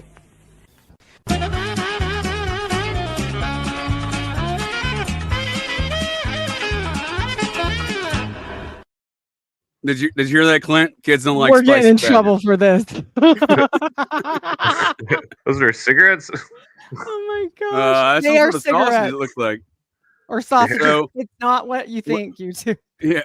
Well, according to the video, it's some sort of sausage. I'm not sure what they are. I'm not eating it. But so in regards to these ancient alien cargo cults sticking together and the matters of the Illuminati and this character Le Chiffe, this international paymaster for the International Organized Crime Network, that's run by Blofied and whatnot. In 1880 in Munich, this is Theodore Roos. This is the founder of the OTO. This is, again, the guy who started and mashed in all the Golden Dawn and, all the stuff that Crowley actually gets credited for, mashing in all this stuff together and occultism stuff. It's actually this guy. So in 1880, Munich, he participated in an attempt to revive Adam Weishaupt's Bavarian Illuminati. And he tried to incorporate it in England with his friend William Westcott, the supreme magus of the Rosicrucians. So we can see them crossing over internationally with the same effort. And Heidi, you'll appreciate it. This one, because then next they incorporate within the Swedish Borgen Rite of Masonry. And then they went over and they mashed it together with Martinism. Martinism, 100%. Martinism has got some So- explaining to do with that stuff. So this is exactly what I'm talking about when we see these. Not only these guys all have ancient alien cargo cult belief systems based upon the earlier incarnations of theosophy with those ideals and whatnot, and Rosicrucianism. right? So we see all of them mashing them together right here. We see it all revolving around the Illuminati, and we see the current folks in charge over there, those Bavarian fuckers who call themselves British, the Windsors, used to be the Saxe-Coburg fuckers. They, they're the ones who got these people off from being held accountable for this nonsense. Well, Kresha just said Gordon Bowen worked with Redford at Sundance for a time. Bowen is an alleged LDS Church of Satan punisher. Put it up there. There we go. That's not the guy I was thinking of, but that's great. That's Kresha, we should chat again soon. Right. Yes, that is wild. So these occult orders, Cooper said, he says he could never figure out what the whole meaning. But he would go into these great details of these Illuminists and Masons, all these groups, and that he finally found out that the secret of them all was simply to control the masses with these ideas of this alien cargo metaphor. It's they use this as a hook, line, and sinker, like something to lure people in with the mysticism, and they even have programs of self-indoctrination. People can brainwash themselves into these occult orders. It's really one of the names of the hypnotists, the hypnotizing systems was called Odic, the Odic Force, and it was a reference, to Odin again with the Nazis, but like the well, this is the guy I was talking about, Sterling Van, and I think you're spot on, sir. I think you're spot on. And again, this is the stuff I think is oftentimes overlooked and ignored. And again, people have been telling folks about this publicly since 1947. I don't know, I'm hollering at folks, but in fiction. So that's why this is one of the things when I started considering these ideas. I've been a big fan of film for many years, but since I was a very, very young man, I used to watch and review my own films and whatnot, and write reviews for them, and that we got published in local papers. I did that as a young man, but anyhow, I've always been a big fan of films. But over the years, when I started realizing there's so much of this in writing stories myself, that there's only so many ideas in this world. You're basing off the folks who write things, base them off of things that they've seen or witnessed or have perceptions of or purviews of within. And and obviously we see Fleming here is embedded so much in these stories, and I just think so much of that is ignored. I know a lot of folks like, 1984 came to life. Well, this was written at the same time these stories were, and it seems like they were telling another tale of a globalist enterprise that was trying to take over the world of a communist fashion or auto. People get wrapped up in too many of these ideas of communism, Marxism, socialism, Nazi. It's autocrat. It's authoritative rule over others. It's anti-liberty nonsense. Yeah, it's all collectivist bullshit. Collectivism. There you go. You can't have individuality with collectivism. I want to bring up this picture here I got. Yeah, okay, so this, I've seen this. It was the 1967 one. But so this is they were alluding in the movie to they weren't, but in the movie Indiana Jones 3, there was a cookie in it where fucking he alludes to this scene in the movie where Sean Connery breaks the statue and then puts it back. In the Indiana Jones 3, he breaks the base and put it back. Yeah, and he says that's a fake. It's not from the Ming Dynasty. I know that scene. Real well. Yeah, I thought that was pretty funny. I was like, oh, what? But because it's interesting because Connery in the Indiana Jones 3 was a Templar, basically. Well, yeah. All the secrets, all the intelligence. Yeah, he's tracking. That's the whole plot of the film, right? I mean, it's tracking the Knights Templar. Yeah, the intelligence agencies are all littered with either Templars or Freemasons or Mormons or Well, sir, I think you're spot on, and I argue these my apologies, sir. These unintelligence agencies, as I call them, they're all the same as a cult. So you either have Scientology, for example, is no different than the CIA, except for this one thing. Scientology is a intelligence operation or unintelligent operation operating as a cult, and the CIA is a cult operating as an unintelligence agency. So it's the same shit. Yeah. Cooper would say the Illuminati was the leaders of all the. It was the machination of the leaders of all the secret societies. And it was that was my point, sir, with Theodore Roos and Crowley here when the tale we're being told by Ian Fleming. Is Crowley being this paymaster Le Chiffe, who's probably a combination of Jacob Schiff and Aleister Crowley and the occultism paymaster aspects of this organized crime enterprise, which involves these Greek guys, probably Basil Zaroff, mashed together with the Stavros and a little bit of Onassis sprinkled on top. Yeah. But otherwise, we hear George Washington's a fascist, George Washington's Illuminati, Thomas Jefferson's Illuminati, Ben Franklin's Illuminati, all this other Illuminati nonsense. And we see all of these occult organizations documented, being charged for their fucking by various nations. And what's the response to that? Well, they'll just take over those nations. If you're getting charged in England with William Westcott for these activities, well, we'll just take over the nations. Again, it is King Charles' grandfather that assured no one got charged in those matters. Yeah, they were definitely working with King of Windsor. He is the Saxonburg Bavarian who took over Britain and called himself Windsor. Yeah, the British Israelism is it's a dangerous thing. It's the same shit. Yeah, because they believe that they are this symbolism of Jesus, or whatever. It's like, I want to bring up a quote to basically, it's some of my evidence that I think the founding fathers were against the secret societies. Let me see if I can find it real quick. I think it was under Ben Franklin. Basically, the quote is, it's in France. Yeah, here it is. Okay. France stuff? Well, while you're looking up France stuff, let me bring up something Society Cincinnati related in the basis and the storyline of James Bond. So James Bond gets, in the story, the backstory of James Bond, he gets his 00 status by murking some double agents for the British services at this location in Rockefeller Center, which was an actual place during the war. So Society of the Cincinnati member Winston Churchill and Society of the Cincinnati member Franklin Delano Roosevelt concocted an agreement in which to establish this secret MI6 headquarters out of Rockefeller Center in New York City. The British Secret Coordination was a covert organization set up in New York City by the MI6, their international secret service, the same secret service as Ian Fleming, James Bond, Aleister Crowley, so on and so forth, upon the authorization of the Prime Minister Winston Churchill. Again, Society, the Cincinnati member. His mother was American. He got that membership. There's some things that claim it was there's some things out there claiming he was an honorary member, but if you look up his genealogy, I assure you that in fact his mother's father had no sons, much like Heidi pointed out to me that when Jackie Bouvier's father had no sons, JFK Jr.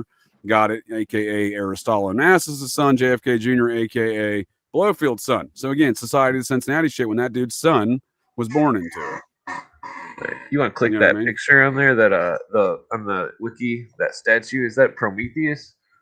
Yes, sir. You're not familiar with this? Rockefeller Center? That's I've seen the other one with Prometheus, but is that also Prometheus? It looks like something. Let me bring up Atlas. Yes, sir. It's Atlas, I believe, right?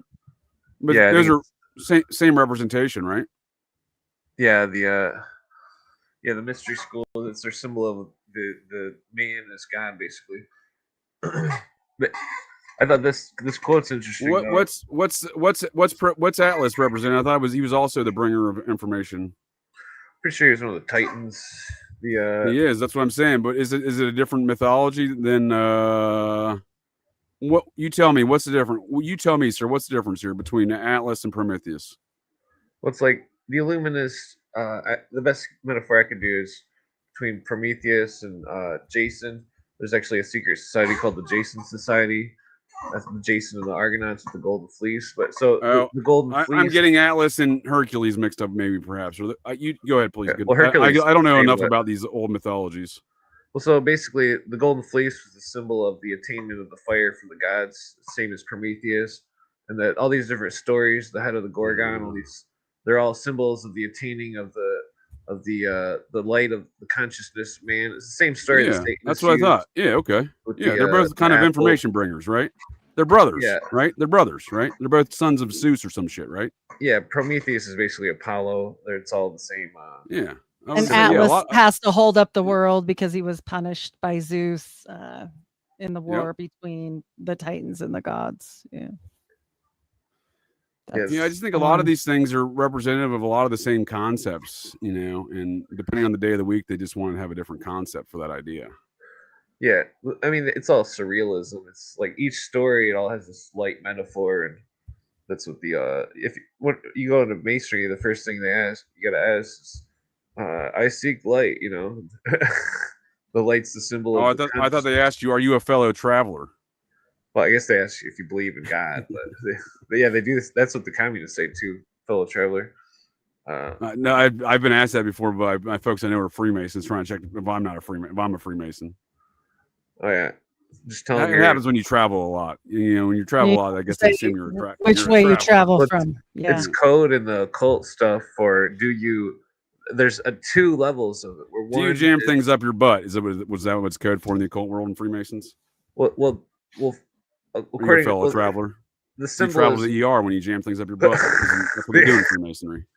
No, that's not it. Am I off base? Okay, my bad. Well, this is relevant. I just assumed in Freemasonry, much like fraternities in college, they just shove things in their butts there. They just shove bigger things up their butts later in Freemasonry. I have a whole show on this. We just butt did jammings? this.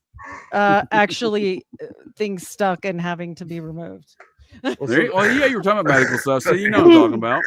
Are most of those people from fraternities and other fraternal orders? Yeah, I've helped the removal process. It's not fun. So the yikes, the fellow traveler thing, the occultists on the dark side, they use it as a term for how a out-of-body experience. They're asking if you travel out of body, but then in the old sense, it was talking about the sun or whatever. The initiate seeking the light from the sun, traveling east to west to east. But it was also alluding to the old the first degree, which goes back to piracy, which is that basically you swear in the first degree to have your throat cut, tongue torn out, buried at Same for Mormons. Cabled links from the eastern shore, and that that's the same as the Colombian necktie.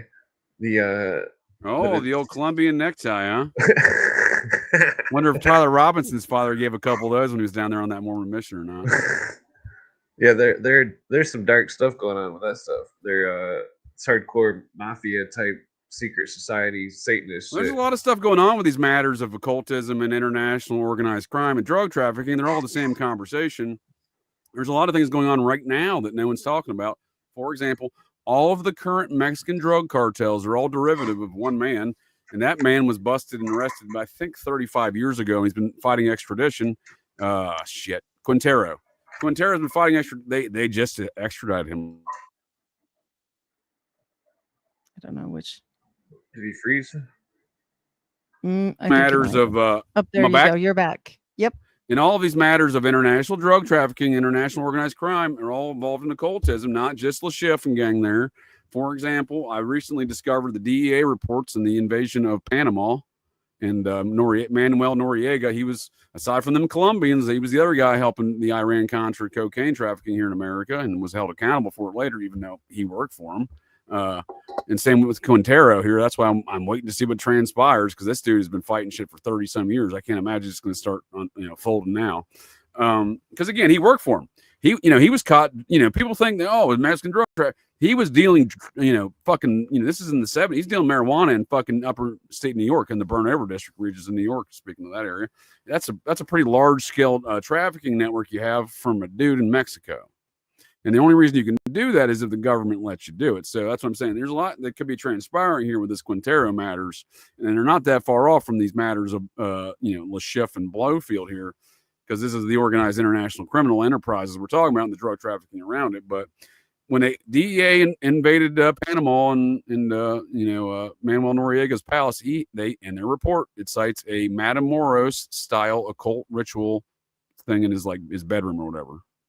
So he's doing occultism shit. The Matamoros cult down there in Texas, Brownsville.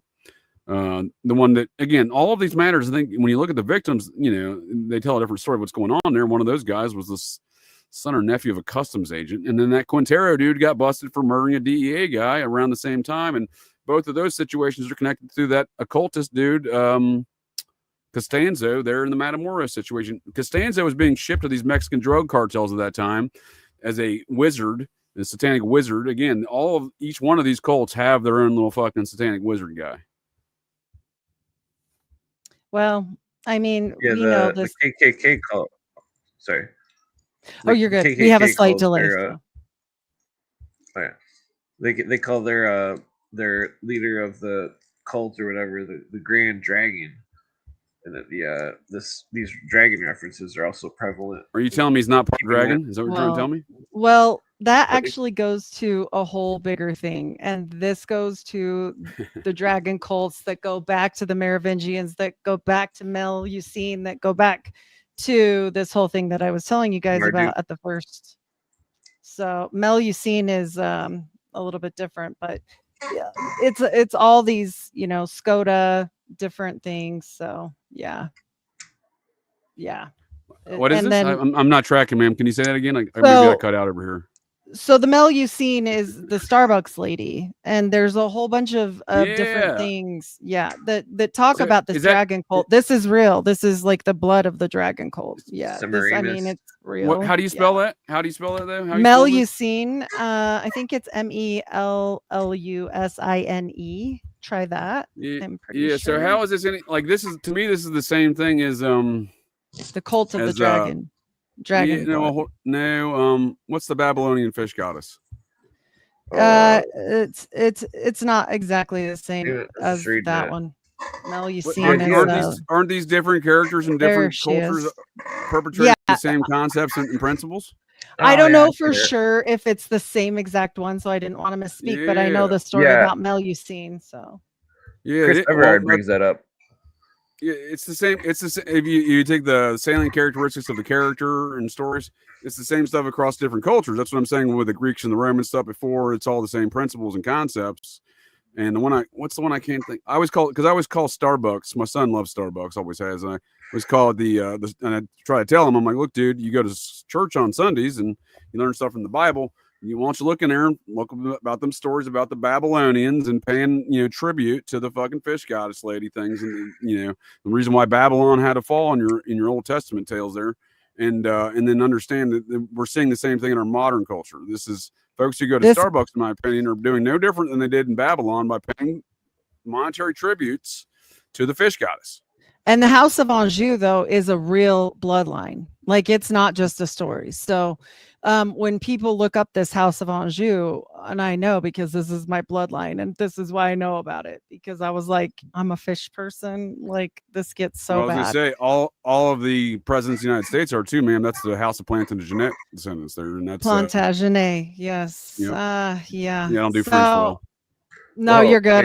Yeah. You're good. I just know because it was weird, and yeah, I was studying my stuff, and I was like, really? Isn't This is plantain? the story. Isn't plantain French for farm? I believe. I don't know. I haven't been to French class since 7th grade.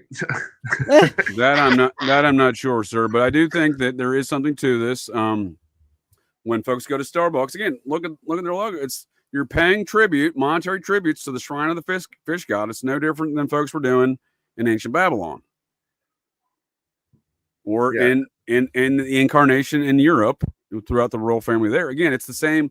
It's the same bloodlines, different times, different cultures, same concepts and ideals of these gods they're worshiping, and then the languages change. That's all it changes. That's the only reason that people are get confused is because the fucking language that changes. It's not nothing else changes.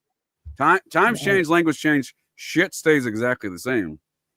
Yeah, the occultists say that when the symbol of a person that's half animal and the bottom half is the animal, that it's a symbol of the what the hell is that? The equilibrium. Wait. Top half fish, bottom half human, or bottom half fish, top half human. Bottom. Because like they consider fish, top human. So we're talking mermaid. She wasn't always a mermaid. So she had this whole thing, and it was like he wasn't supposed to come and see her on Saturdays, and if she did, then it would like mess everything up, and he promised, and he broke his promise, and then she took her daughters and went away, which they kind of allude to the daughters being the muses, and then she had a daughter named I think she's Eleusine and the daughter's Melusine, and so the same thing happens to the daughter, and then in the middle of church, because she never went to church with them because of this whole situation. This is like a very quick and dirty rendition of this weird story. And they were like, you have to go, you can't just stay. And then she freaks out supposedly when they're trying to give her communion, and goes away and never to be seen again, and took her son. So yeah, it's a whole thing. It's I don't know, but I will say this: the bloodline is real. You can trace it, and it gets weird. I mean, like, I can't say all this weird stuff is true, just the actual people. So that's kind of the quick and dirty. Chris I appreciate that, man. I think that's a good explanation. Again, I think these things, these concepts, these ideals have been passed down through these bloodlines. They continue to be passed on, and they're the same shit. You know, there's everything is the mysteries. Everything is the mysteries. And these important people that go away for 2 years for their mission, they're not always going on a mission. They're going to mystery schools. And if you wonder why they come back different. Yeah, only maybe the chosen, though. Only the chosen ones. Yeah. The RH negative conspiracy. I'm not sure if you guys are familiar. Oh, well, yes. Yeah. But hold on, sir. Let me just point this out real quick. We see that before we move past these things. We see this represented, what I'm saying, through time. And these, I saw someone mention the daggone stuff in the chat, and so we see the modern incarnation of these ideas in the symbolisms of the Baphomet, which has nothing to do with the Knights Templar, despite people, like, again, I'm not trying to denigrate the deceased or allegedly deceased Tracy Twyman, spewing the Vatican nonsense around these matters. But again, the folk, again, speaking of the Illuminati and these matters of organized criminal enterprises as depicted in James Bond through folks like Le Chiffe and Blofield, there we see the same shit, because we see that Baphomet being used by the modern day Satanists, the folks who descend from Crowley and Basil Zarhoff there, and their occult principles. They use the Baphomet and they explain it, what it means, and it means exactly what they fucking say it means in regards to this genderless ideas of, but it's all nihilism. It's get rid of any kind of definition. It's beyond the communists are changing the definition to eradicate all meaning. And again, that is essentially what the purpose of the Illuminati is. And again, we see these things being perpetrated by the people who claim to be the fucking Illuminati. Like, I don't know. And then people are like, I don't know. Are those the fucking Illuminati? It might be the Templar. Maybe they're the Illuminati, It's just fucking ridiculous. But also the occultists, they want to bring mankind back to the Garden of Eden. It's a metaphor for they know not sex or whatever. And this is where all this authoritative stuff is control. from. Well, then notice they can call it to bring it back to the Garden of Eden. That's just a reset for authoritative control under their order. Well, if you in their symbolism of the Baphomet, which Eliphas Levi drew, and Aleister Crowley professed to be the reincarnation of Eliphas Levi, born 3 months after Levi's death. Yeah, the occultists quoted Levi, Blavatsky, Albert Pike, but the symbol of the Baphomet is it's a symbol of basically the lost replacement of the generative force of Osiris. But it's so if you notice, the crotch of the thing is the staff of Mercury. The staff of Mercury is a symbol of the tree with the serpents and the fruit of the Garden of Eden. And the occultists always go back to this Genesis stuff. It's very bizarre. It's Blavatsky professed that the serpent was God, and that the other occultists do as well. But they always call the serpent the brother of Pan, and that Pan is in Aramaic is all is one. Yeah, this is fallen angel stuff, and this is why the real society gets into not spilling the cup of Hermes, and it gets into some crazy practices. It's symbolism for their belief. This is them implementing these beliefs across America, what you're describing, Clint. So this is the Satanic Temple, the owner of which, the founder of which, Lucian Greaves, run process.org. The Process Church declares themselves to be neo-process and whatnot. Again, all followers of Crowley, and I would say is continuation of those OTO Theodore Russ Crowley principles of the Bavarian Illuminati. Again, the Bavarian Illuminati, they espouse Marxist beliefs. We're seeing the Marxist beliefs in this organization. We're seeing them implement the Baphomet, which they describe as this genderless creature and the reconciliation of opposites, as they describe, which is a process church theology, who also espouses Marxist ideals, who also is derived from the Illuminati Crowley OTO business. So again, look no further, and these people are putting this stuff in state capitals, etc., trying to claim it's a freedom of religion bullshit. So, and it's authoritative nonsense of the Illuminati, and they're trying to subvert any sort of liberty by using liberty as their excuse in which to do it. Yeah, the occultists, they're all trained to only use emotions. It's like they're indoctrinated to it, and that they think that they're attaining a higher self, but they're really just being used as a tool, and that they Alice Bailey said that she would initiate the masses into the third degree, meaning that she would convince them through some sort of surrealist metaphor that they were God, and then through that's how they attain the nihilism. Because if we're all God, then if somebody hurts somebody else, it's part And of what do the God's Mormons? plan. What do the Mormons say, JJ? Will they be God? Absolutely. Yes. You They can only say hope. that? You can attain Yes. that, right? Well, That they say will that. be gods. You cross your T's, you dot your lowercase J's, you pay your tithe, then you can become God in the Mormon Church. Yep. After you Yeah, become an initiate in the mysteries and the Adam and Eve ceremony in the temple, you better believe it. Yeah. So think of that as like the first step of the brainwashing, where they get them in this group mind. Alice Bailey and Foster Bailey talk about this. Would you call that a hive mind, sir? Yeah. It's they call it. they say it's the past, present, future rhythm, and then Well, that is the nation of Yep. Deseret. It is the hive. It is the beehive. But what they do is exactly what you said, is they harvest the energy from the unknowing. The unknown initiates that don't know what they're doing. They're the porch Mormons, no different than the porch Masons. And they are being used and controlled for the power of the elite, period. Yeah. And I'm that's surprised you why knew the that Mormons term. will tell you, that's why they'll sit there and tell you, no, nothing weird ever happens, blah, blah, blah, because you have to have a certain amount of normal people to cover up the weird that goes on at the high level. That's for damn Yeah. sure. You can't come out the gate looking like Basil Zarhoff and telling folks that you're a nice organization. Or Crowley when he went to go have his wizard war. That was my favorite. Yeah. So what I mean by this is the nation of Deseret, they do think they live in some sort of beehive situation. And Heidi brought this to my attention. This is the every nation or every state in the union dedicated a brick to the giant dick statue in the land of Washington that he never asked for. George Washington never said, you know what, after I'm dead, make me a god inside the ceiling of Congress and build a giant dick statue in my honor. He never once said those things. So this is what I mean by this cult of George and this anti-liberty faction that wanted George Washington to be king, and they continue on. So we see the good old folks out there in the nation of Deseret donated this beehive to the effort. The Cult of George. And what do we know is the name for JFK Jr.'s magazine? Ba-dum-bum-bum.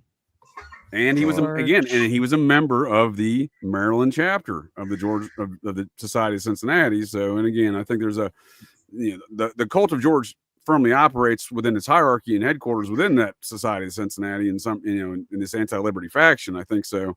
Because again, there was a faction of the folks that were into this globalist European interest, nonsense, anti-liberty nonsense, that wanted to continue the way they did in the old world of the monarchy. They wanted to do that here, and they wanted the new monarchy to be the family of Washington. Yeah, because that obelisk line. And there's an element of that almost succeeded last summer. On July 14th of last year, J.D. Vance was already named, not me, I'm J.J. Vance. I'm not the vice president.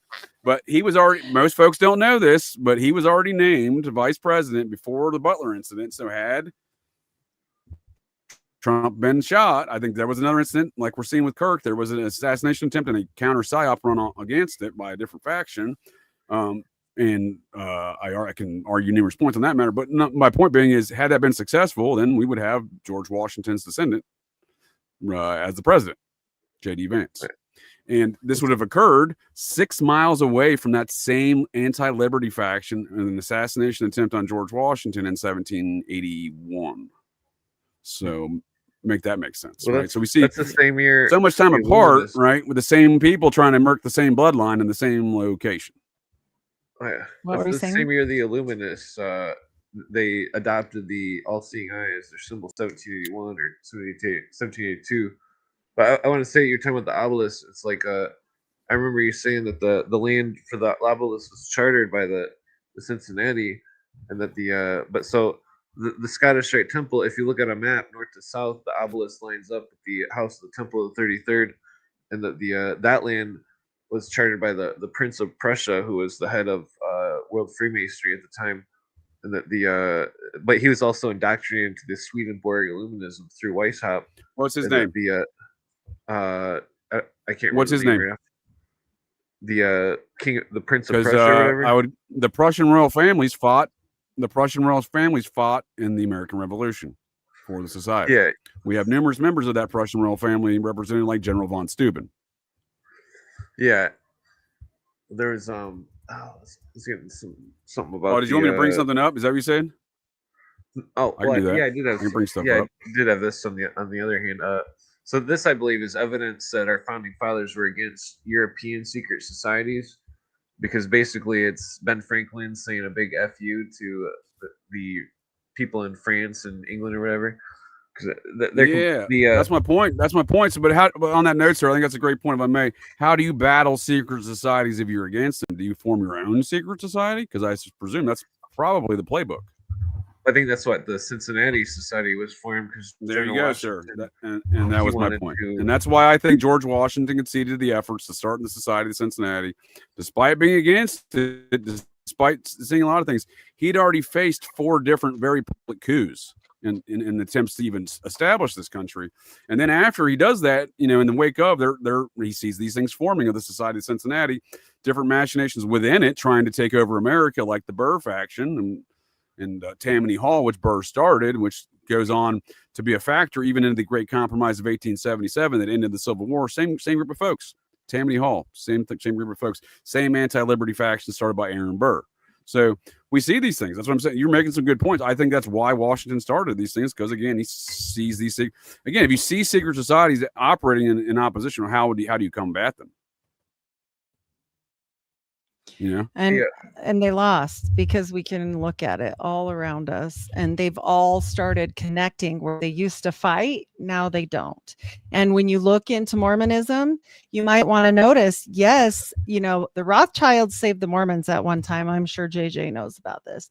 But then later, we know that David M. Kennedy saved the Catholics. So it's all come full circle. And then they let them build the temple down the street. In Italy. No, that's a good example. No, that is a good example. I do like to argue these ancient alien cargo cults who fractured millennia ago are now coming back together like Voltron for some weird shit that's about to pop off. I don't know what it is, but when the Process Church has their museum in Rome, the Mormons build a temple in Rome, and all of a sudden the Vatican's cool with all these other ancient alien cargo cults. Well, there's something more to play here.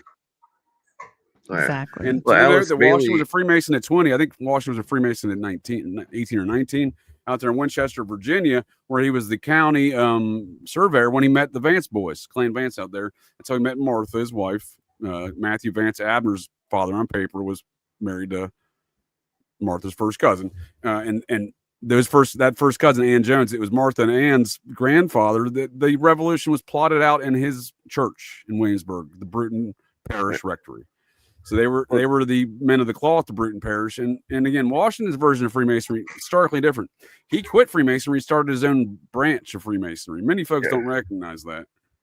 Well, so, Washington, he received a letter from G.W. Snyder and asking about Robeson's book, Proofs of Conspiracy. Washington replied that he had frequented the lodge 30 years, which would have been 1768, because the letter was written in 1798.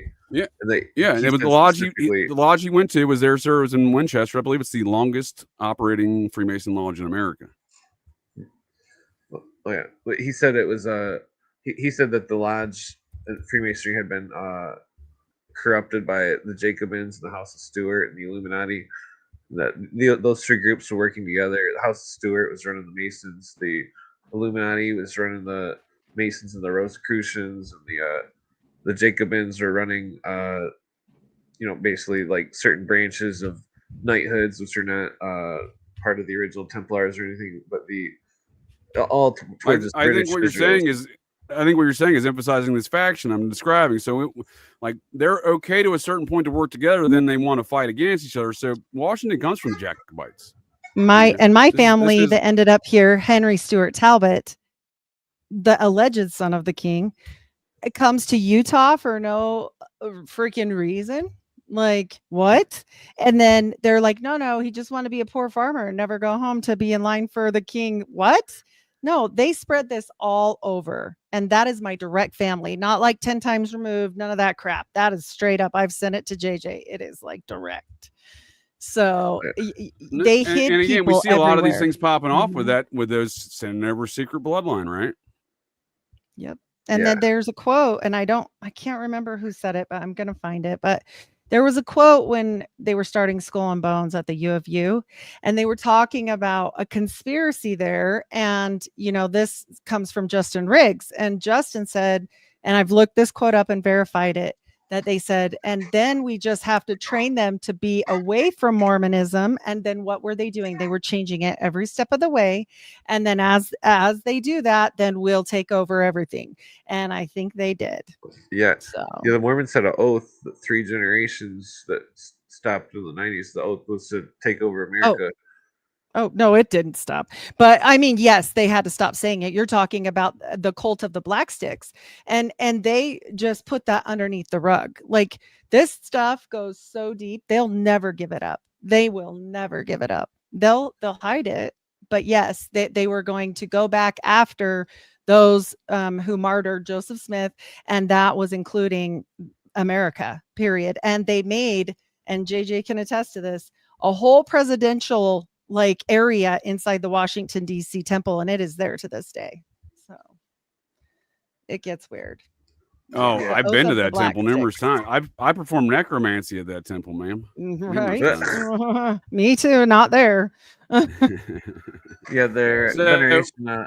this is George Washington's Masonic Lodge National Monument there.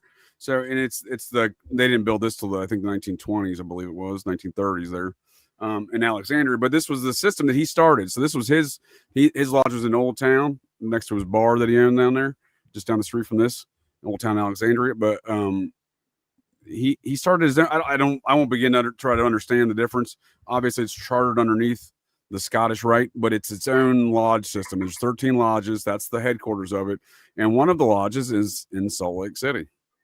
Yeah, that's interesting. It's called the George Washington Lodge System of Freemasonry or some nonsense like that.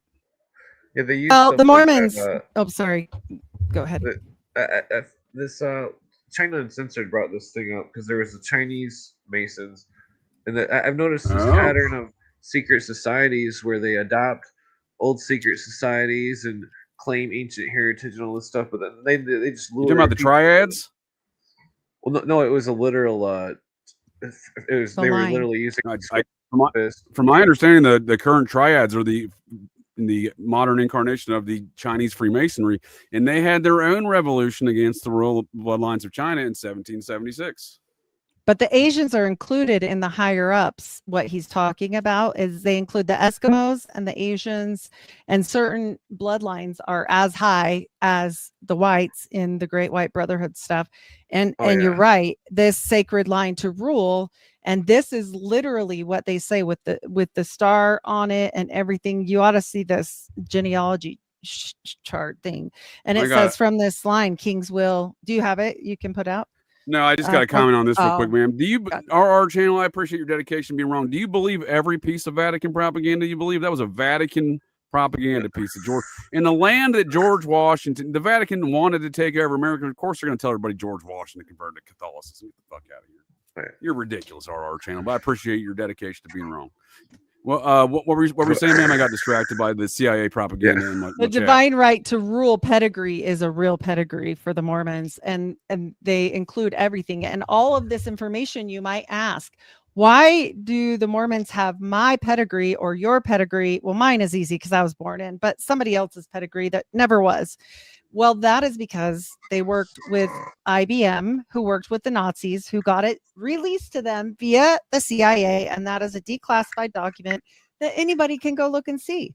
And when they used to sell this divine right to rule bloodline by Archibald Bennett, and anybody can look this up. Hey, I know the Bennetts. Yeah, exactly. And but not that one, JJ. They say they're not related. My eye. Oh, sure. My eye. We don't know each other. They always say that. Oh, we don't know each other.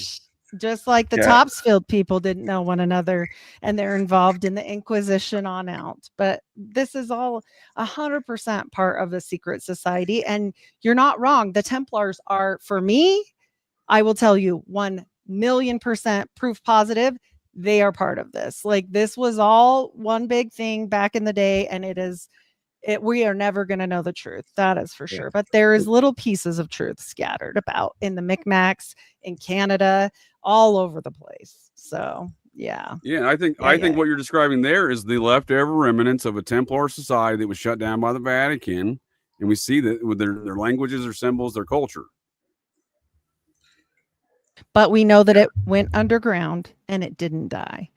And so we know that every god is not the God of the Hebrew Bible. Okay. That's not we true, know ma'am. that every Sunday I was told this is the true church and this is the true God and this is. But these people. So the Mormons told me. You tell me the Mormons are wrong. Well, no, they didn't tell you that. They didn't tell you that because they believe in multiple gods. We know that.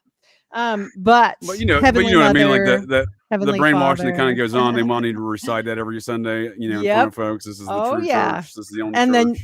Then that is true. But they're God. Well, and that's kind of the hypnotic nature of what we're getting at here from when we started this conversation earlier. And I do thank you all for joining me here.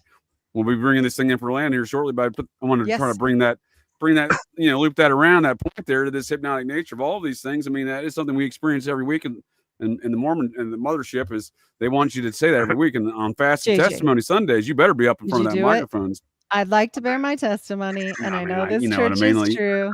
So that you kind of have to, right? I mean, there's an element of fitting in and hypnosis involved in that, right? Yeah, it's all. Well, have you ever? There's an element of you don't want them the teenage girls there in your ward there to think unkindly of you. You know what I mean? Right. You're not an apostate. Listen, exactly. So anybody that has not listened, you got to keep up the social schedule. You know what I mean? You got to keep up a reputation on there. You got to make them girls' dads feel right. You got to make them girls' dads feel right. It's crazy. You guys are in that. But listen to 20 minutes of conference of any man that gets up and talks in his meek, mild, sing-song voice, and it immediately lulls you to sleep. Immediate. I'm telling you guys, it's unnatural. You know what? That was part of me as being a very young kid. I had a very manly dad, and I was always like, there's something wrong with these people.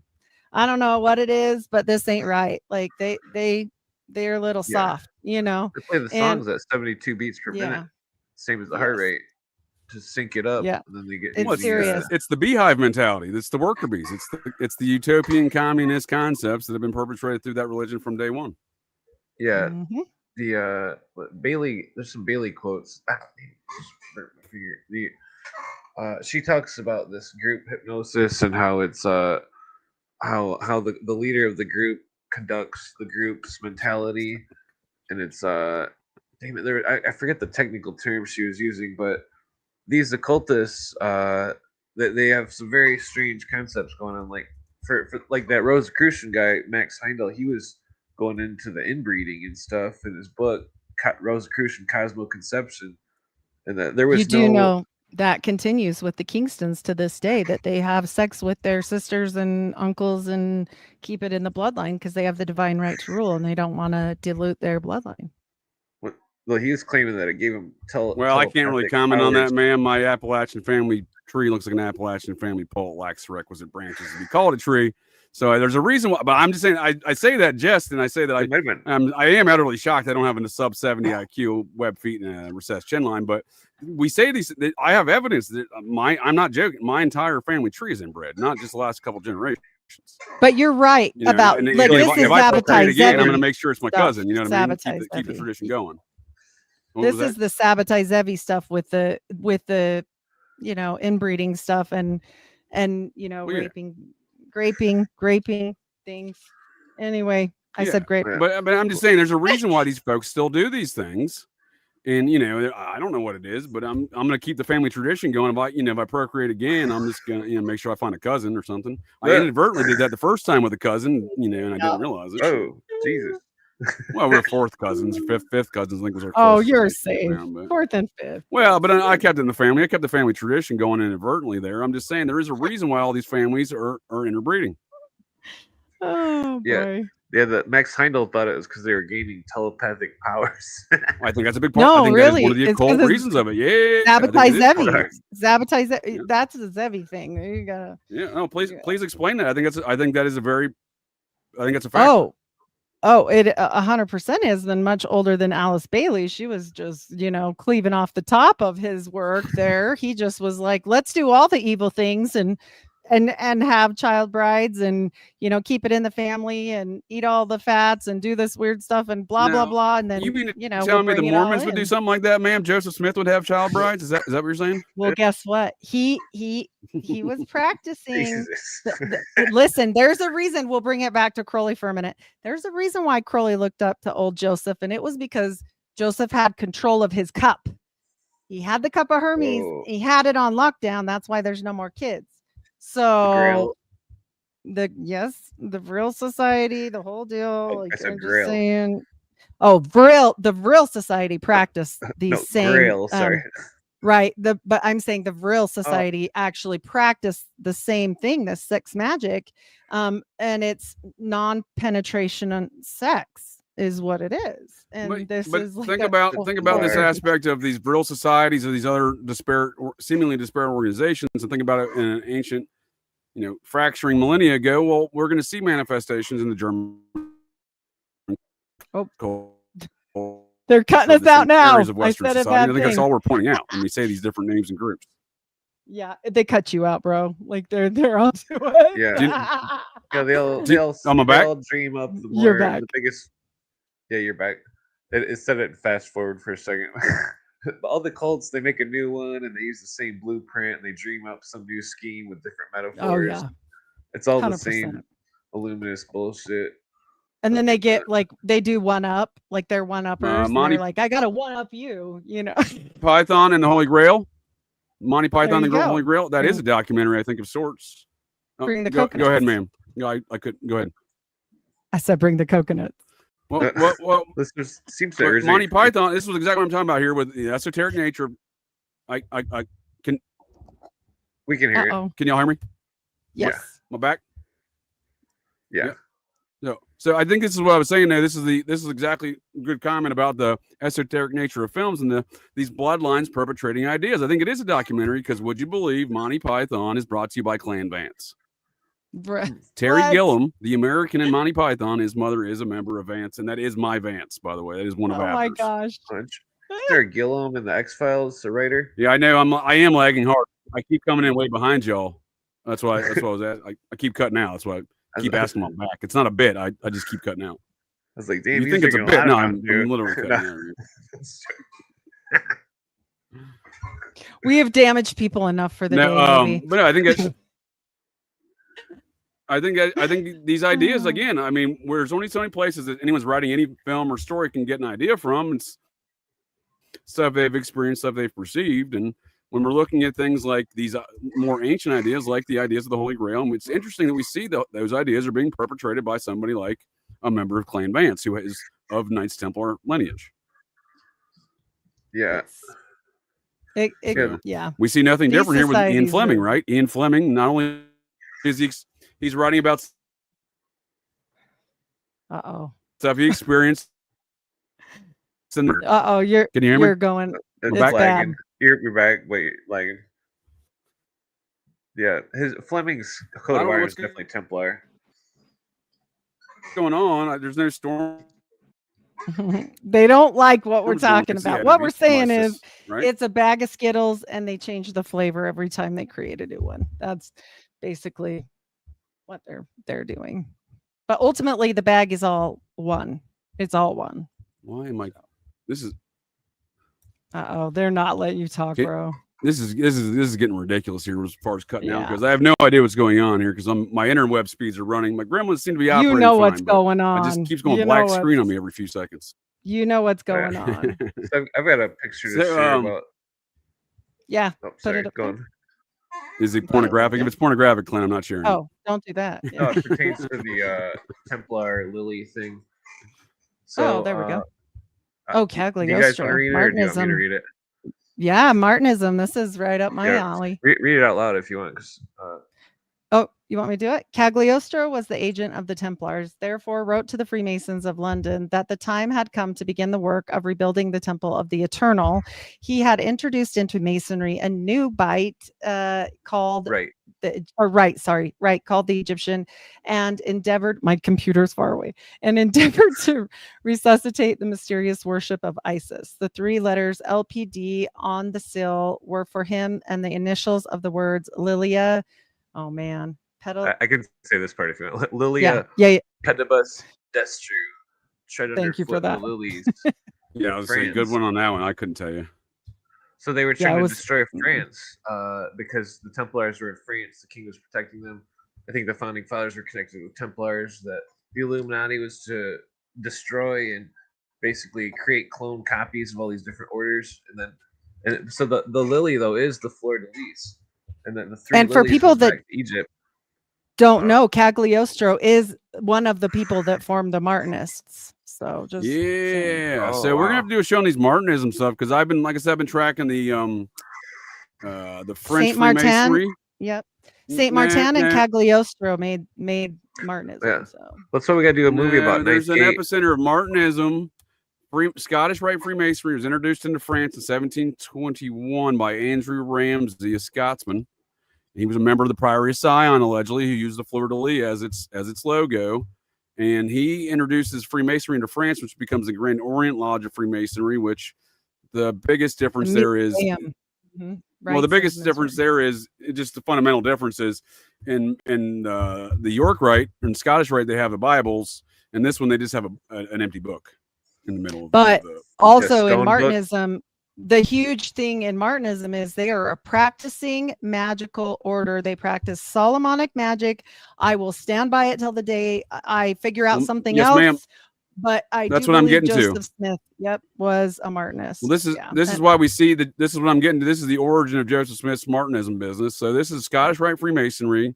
Becomes a Grand Orient Lodge, mashes together with the French chapter of the Society of Cincinnati, and then Martinism and Swedish organism. Yep. So we see the epicenter of all that activity around this guy and the Priory of Sion. The Knights, those are the folks that guard the Knights Templar bloodlines, and I will assure you that's a fucking real tale too. It's not just one you hear about in a Da Vinci Code movie. In fact, this fella's direct descendant, Andrew Ramsay, also named Andrew Ramsay, who inserted himself into my life years ago, and now we're no longer friends, but at some point in time did, and he's got a giant fleur de lis across his entire chest. There is an order of the fleur de lis. I saw it for the first time when I was at spring break with me and my garbage can dudes. He's one of my garbage can dudes. We were Lake Havasu for spring break. I just met this dude was one of my other dudes, So I was introducing him to other ladies. I was helping him try. A number of years younger than me, 5 or 6. So I was being a wingman for him and introduced him to ladies on Lake Havasu Beach. And I was telling everybody he was the #1 New Orleans Saints fan because that was the most reasonable way to explain the giant fleur de lis across an order, chest. Not a member of the Order of the Fleur de Lis. Yeah, not a secret society that's been guarding the Templar bloodlines, and it inserted himself into my life, presumably for that same purpose. They know where we all do are. A movie review on the Ninth Gate because the Martinists are in that movie. If they'll allow us to. I heard every time somebody does a review on that one, they shut it down, but I would love to. We can try. Please. I don't know that. Please explain it. What's in the Ninth? I've seen that film. It's been a while. So basically, it's the guy with the expensive book. He represents the Luciferian side. That's Roman Polanski and Johnny Depp, right? This is the process. Yeah. So the woman represents the pan worshipping side of the Satanists, and the Johnny Depp worships or is the symbol of the initiate. Keep in mind the Ninth Gate. That Baha'ism has a temple with 9 doors, and that the symbolism, the 9 arches of Enoch, etc. And then at the end he ascends to the star, into the light, and all this stuff. He goes to Kolob. Yeah, he shows the entire gnosis of the system being becoming God. I'm not kidding, right? I would enjoy having both of y'all back to discuss that film. Yeah. Do you know that the Mormons believe they'll become gods, and then that we come from the god Elohim that lives on Kolob in the stars? Oh yeah, that's good old serious star worship, right, ma'am? Yes, sir. Yeah, I'd love to. Yeah. Well, I'll definitely be scheduling that with you. I'd love to do that film. And for example, Johnny Depp is a wholly owned subsidiary of Bob Cocaine Evans, if you ask me, because the reason why he gets to start in even film and directing film is because Bob and his brother funded it. And Bob's nephew, Charles Evans Jr., was the one who was the executive producer and such. So we see that at the same time. And the next film he gets is that film with Ninth Gate with Polanski. So we see that process, Cocaine Bob, evolutions of activity right there. And before I forget, I just wanted to, you don't take my word for the fact that the people that tell these tales, like the Holy Grail business with the Monty Pythons, again, look no further than why they're telling you these tales. Terry Vance Gilliam, the British American, his mother is born Beatrice Vance. And she is my Vance. Wow. That is a member of. She is a descendant of Abner Vance, not one of Abner's. She's from the pole, not the tree. Yeah, she's from the pole. Yeah, she's from the pole. Yeah, pole. So we see.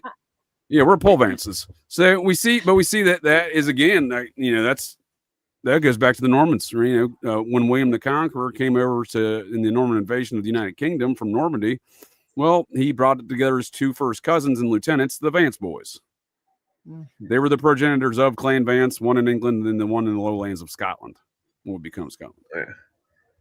So I got a slide here I want to bring up because I want to try to paint a picture to not metaphorically paint a picture of the connections between the Masons and the Jesuits. So this IHS is in hoc signi, in the sign they conquer, and this is a Jesuit symbol, this heart with the fire, and the Crowley order.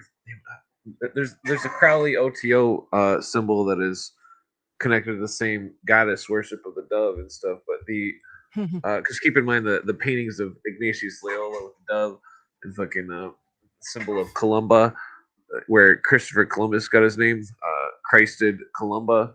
The Joseph Smith's dove he kept with him at all times, his little metal dove. Keep going. Yeah. So these Illuminists, this sign that they conquer in, this is a symbol of. I mean, some of the stuff comes from India, but it seems like that there's a connection. You ever seen the pictures of the Pope kissing the feet of the religious leader of India? Keep in mind, India has always had no, but I saw the Dalai Lama sucking on a child's tongue one time. Yeah, does that count? Yeah, but that's at you. So I think that Albert Pike and Eliphas Levi and a lot of these other characters were Jesuits, and I think that Weishaupt was still a Jesuit, just like Cooper did, and that the goals of these Jesuits and their modifications of Freemasonry from operative into speculative, which that's where it turned into all this. Because when it was operative, it was all about archaeology and literally cutting stones, but it turned into speculative in around the 1500s, same time as around certain Rosicrucian orders formed and other various secret societies, Luminism with Jacob Boehme, the fanaticism. Jacob Boehme is just like Joseph Smith. He has some kind of crazy story, and he was all of them, Muhammad, all of them, everyone, even Crowley with the Book of the Law. They all talk to angels or something, aliens, whatever, and then they write a book. Yeah, and then they do some sex stuff. I think it's all a big ruse that they don't actually talk to these things. They're just and I'm 100% on the other side of it. I think they channel things, and that Steiner's work really shows a lot of, it goes back to John Dee and the angels. But for me, and I appreciate even another aspect, I'll never argue. I like to hear both sides. But for me, I believe they really were talking to things. But some people say that they were channeled the blueprints for UFOs. Hey, Clint, just a second, your point on the Jesuits. You're right of our channels in disagreement, sir. So Jesuit deranged syndrome. Our channels supporting the Jesuits. What is he, some kind of psychopath? Yeah, I mean, what's new, right? He supports the Dulles brothers, Bill Colby, cancer, the plague. Why not, right? Okay, Jesuits. Yeah, but there's even a different Jesus for like Alice Bailey and some of these people. They got Nathan Jesus. There's a whole thing. Like there's a lot of things. The Vatican's worshiping ISIS. So dare say I can't pinpoint 100% the female entity, but the Mormons definitely have a mother in heaven, and she's so sacred they don't even talk about her. So I dare say it goes in with Abraxas.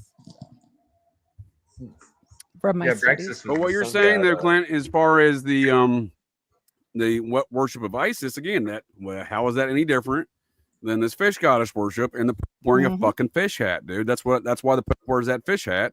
It's because it's a continuation of the same bullshit from Babylon. Yeah, it goes back to Babylon. 100%. Yeah, it goes back to Babylon, but folks willfully pay tribute in monetary fashion to the same cult today in Starbucks, the cult, the shrine of the fish goddess. That's why. Yeah, which is made right on the fucking sign. People are like, no, I don't. People are like, I don't know if that's accurate. I don't know if that's accurate. Like, oh, really? You can't fucking look at the sign. There's a fucking fish goddess on there. Oh yeah. Well, the consciousness evolution cults, the heart of it was in Seattle, which was where the company was started, and the founder, he placed Arthur C. Clarke's symbol in 2001 in Seattle. I got a picture. Here it is. And this guy, he ended up dead 3 months later, and fucking he placed the symbol of consciousness evolution. I'm lagging over here, sir. Can you say that again? This guy that made this. I'm lagging over here, sir. Are you showing me the obelisk from Two Space Odyssey? Well, this was made in 2001, and that this guy ended up dead 3 months later. Yeah. And that it was the same consciousness evolution symbol. That's the obelisk from Arthur C. Clarke's 2001: A Space Odyssey, right? Yeah, to the mystery school. I'm lagging, sir. Can you say that again? That's the same one from. Oh man. Yeah. To the mystery schools, it's a symbol of the consciousness evolution. But you remember those monoliths that were put up in 2020 all around the world, 36 of them. The mystery schools are showing the monolith because it's a symbol of the lost word of Osiris. This cult is because keep in mind Nimrod is Osiris, and that the Nimrod, this cult of Babylon, and the Masons the first Mason was. The first Mason to build the lodge was Nimrod, and it's a symbol of the lodge of the universe. It's the same symbol as Solomon's temple or all these other symbol. The temple is a symbol of the universe, and that Solomon, the two Hirims, it was a triune god, 3 heads. But it's all metaphors. But well, it I'm seems glad you like said that, sir. If you want to see more metaphors from Ian Fleming, look at the narrative of Chitty Chitty Bang Bang, a film or a story that Hollywood's made more than once, and a story written by Ian Fleming. And I assure you, we're not going to get into the esoteric nature of that tonight, but Dick Van Dyke starring in it or anything. But these are matters I think are more things that are real world shit embedded in esoteric fashion in what is described as fiction. And from all of it, and again, it's largely spook activity because first and foremost, the CIA and the fucking OSS were all started by not by commandos. They were started by folks like Ian Fleming, not like Ian Fleming's brother Peter. Ian Fleming was a journalist and a literary major, and so were most of the spooks of that era. Oh yeah, including this guy who wrote this one about international organized criminal enterprises, like that one associated with the JFK one, Permandex, an international corporate structure and board that's hiring a team of assassins to assassinate world leaders, and it's written by Lauren Sanger, CIA OSS guy, founding member of the CIA, and stars Bob Cocaine Evans' stable of actors there, Warren Beatty, Mr. Laurel Canyon himself. And we should do one on this one in the future as well, because this is, again, another great example. Like Ian Fleming, we get this from a guy who is very likely in the know on these kind of things, right? Lauren Adelson Singer. 100%. Yeah, that's interesting. Oh, he died in Valhalla, huh? Oh, that's interesting. We know all about Valhalla. Well, I know Valhalla, New York. It's in that one place that's a real den of iniquity, Westchester County. Well, or it's where and they if you're yes, thank you, sir. Them. Kane B's The Purge. Folks can check out Idaho 4 discussions, the occasional Idaho 4 discussion, where I joined Kane B over there on his Kane B's The Purge YouTube channel for fast food news, type 2 diabetes talk, and diabetes, and the occasional Idaho 4 discussion. But if you're hungry and you feel undernourished, grab a sidebar. And speaking of matters such as that, the nature of tonight's discussion, that is, we'll bring this in for a close. I want to thank Heidi, ma'am. Thank you for joining me here tonight. A little GCD. Clint, appreciate your time as well, sir. Thank you for joining me a little GCD on these matters. I think it is very interesting what we've begun to unpack here around some of these things. I think the more I have these kind of discussions, the more I look at all works of fiction in a very different light. Yes. Yeah. It's wild. I can't wait to chat again. It's always a barn burner. And I'm so glad to talk with you too. And I had a fun time. Sorry about the lag. Hopefully it'll be better. No need to apologize at all. I appreciate both of your all's time. Do you have any closing statements on tonight's discussion, Heidi, before we go over to Clint, and or any plugs? Just a thank you to Clint and yourself for the discussion. I really had fun. You know your stuff. That's a great time always. JJ, always with the Mormon stuff, bringing the fire for the barn. Yes, ma'am. So I will get in touch with you about the Solomonic Magic Society of Cincinnati, Martinism, Freemasonry business over there in France. So I have the Martinism. I have tracked an episode of all that activity in one geographic location in time. We should try to invite Ike Baker. He's a self-proclaimed Martinist. So I don't know who that is, ma'am, but I'm into it.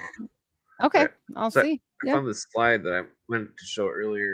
That black cube thing. It's basically it pertains. Yes, sir. Is this your closing statements on tonight's discussion, or is this do you have additional closing statements? It kind of has to do with it because I'm joking with you, Clint. Well, in the movie. Okay, so talking about Sybil, which is the other form, is the fish goddess form of Isis. Yeah, and that she's also represented as a fish goddess. Am I wrong? Yeah. So Sybil worshipped at Pessinonte in Phrygia in the form of a black stone, which was said to have fallen from heaven. And think about the thing that the Islams venerate, the cube, the black stone, and then think about the United Nations meditation room with the black iron ore. Which I do have one more slide for that too, real quick. Yeah, and think about where we get the figurine cap, which was the cap, the Liberty cap on top of Lady Liberty. And you can see it in the Smithsonian American History Museum, the Lady Liberty statue with the figurine cap on there. Yeah. Here's the other quote real quick. Yeah, this movement is very ancient, that they took over all sorts of Europe, but well, I'm just saying that is the representation within the current incarnation of these ideas in the Society of Cincinnati in America. We see these things with the fish caps and the liberties and the fish goddess worship. Because again, the society worship, it is God at the root dispute. Because again, there's factional disputes underneath, but at the root dispute, I don't mean to make that rhyme, but with the Vatican and gang in those previous incarnations of that opposition is one, they don't like the goddess worship. So all these quote unquote Venus families over time and the royal bloodlines of various cultures over time have all congregated or coagulated, and that's what we see now represented with Knights Templar families and etc. Cybele is associated with the mountains and lions.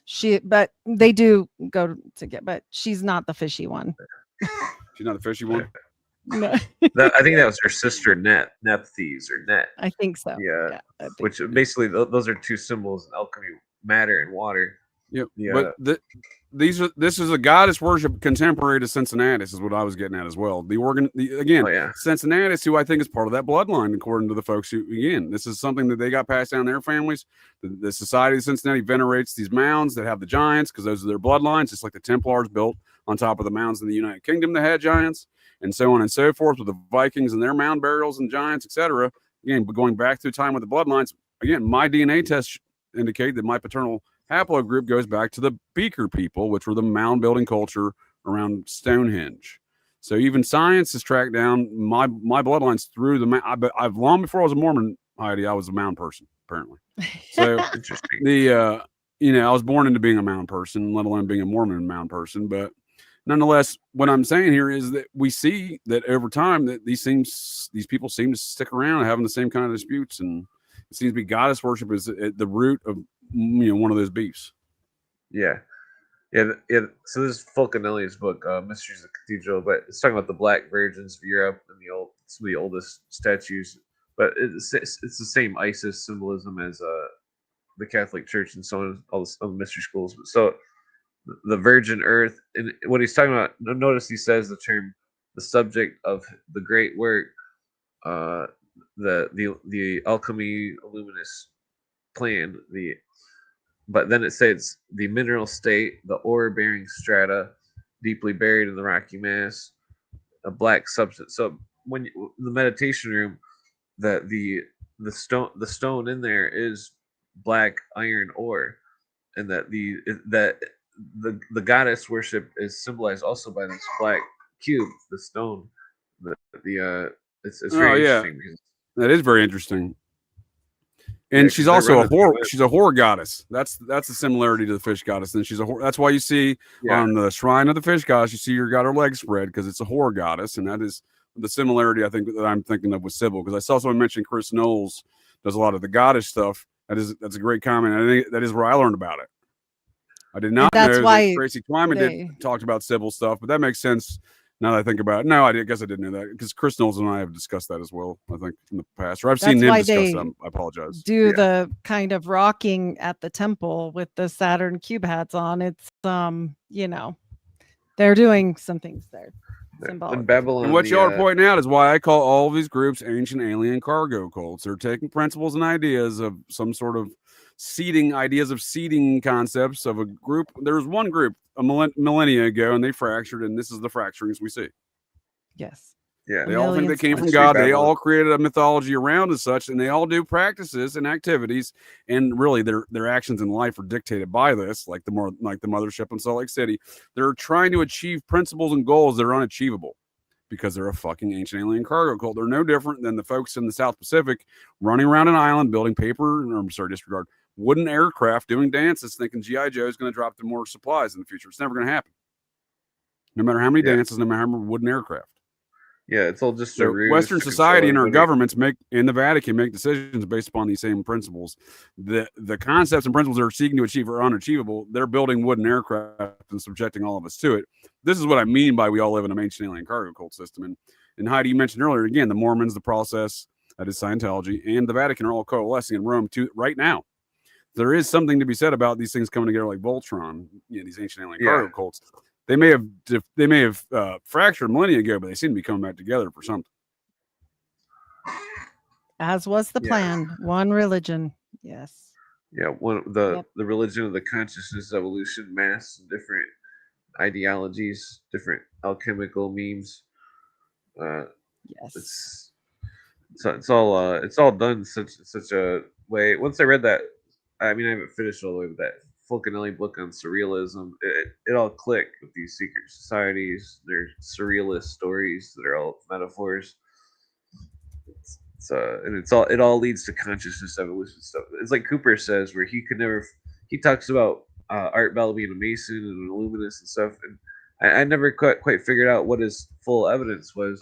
So I started doing a background type check on Art Bell, and that he was a confirmed Mason of his own admission, but he in his book, because the Masons do this thing where they'll proliferate all sorts of superstitious fanaticism, but then they themselves, like Art Bell wrote the book, and it was all about consciousness evolution, and he called it the Quickening, which is the same title as Highlander 2, and it was all this. And remember on Highlander 2, they traveled to another planet, and that these Masons claim that they're fellow travelers having telepathic out-of-body experiences and all this weird stuff, and it's very bizarre. It's I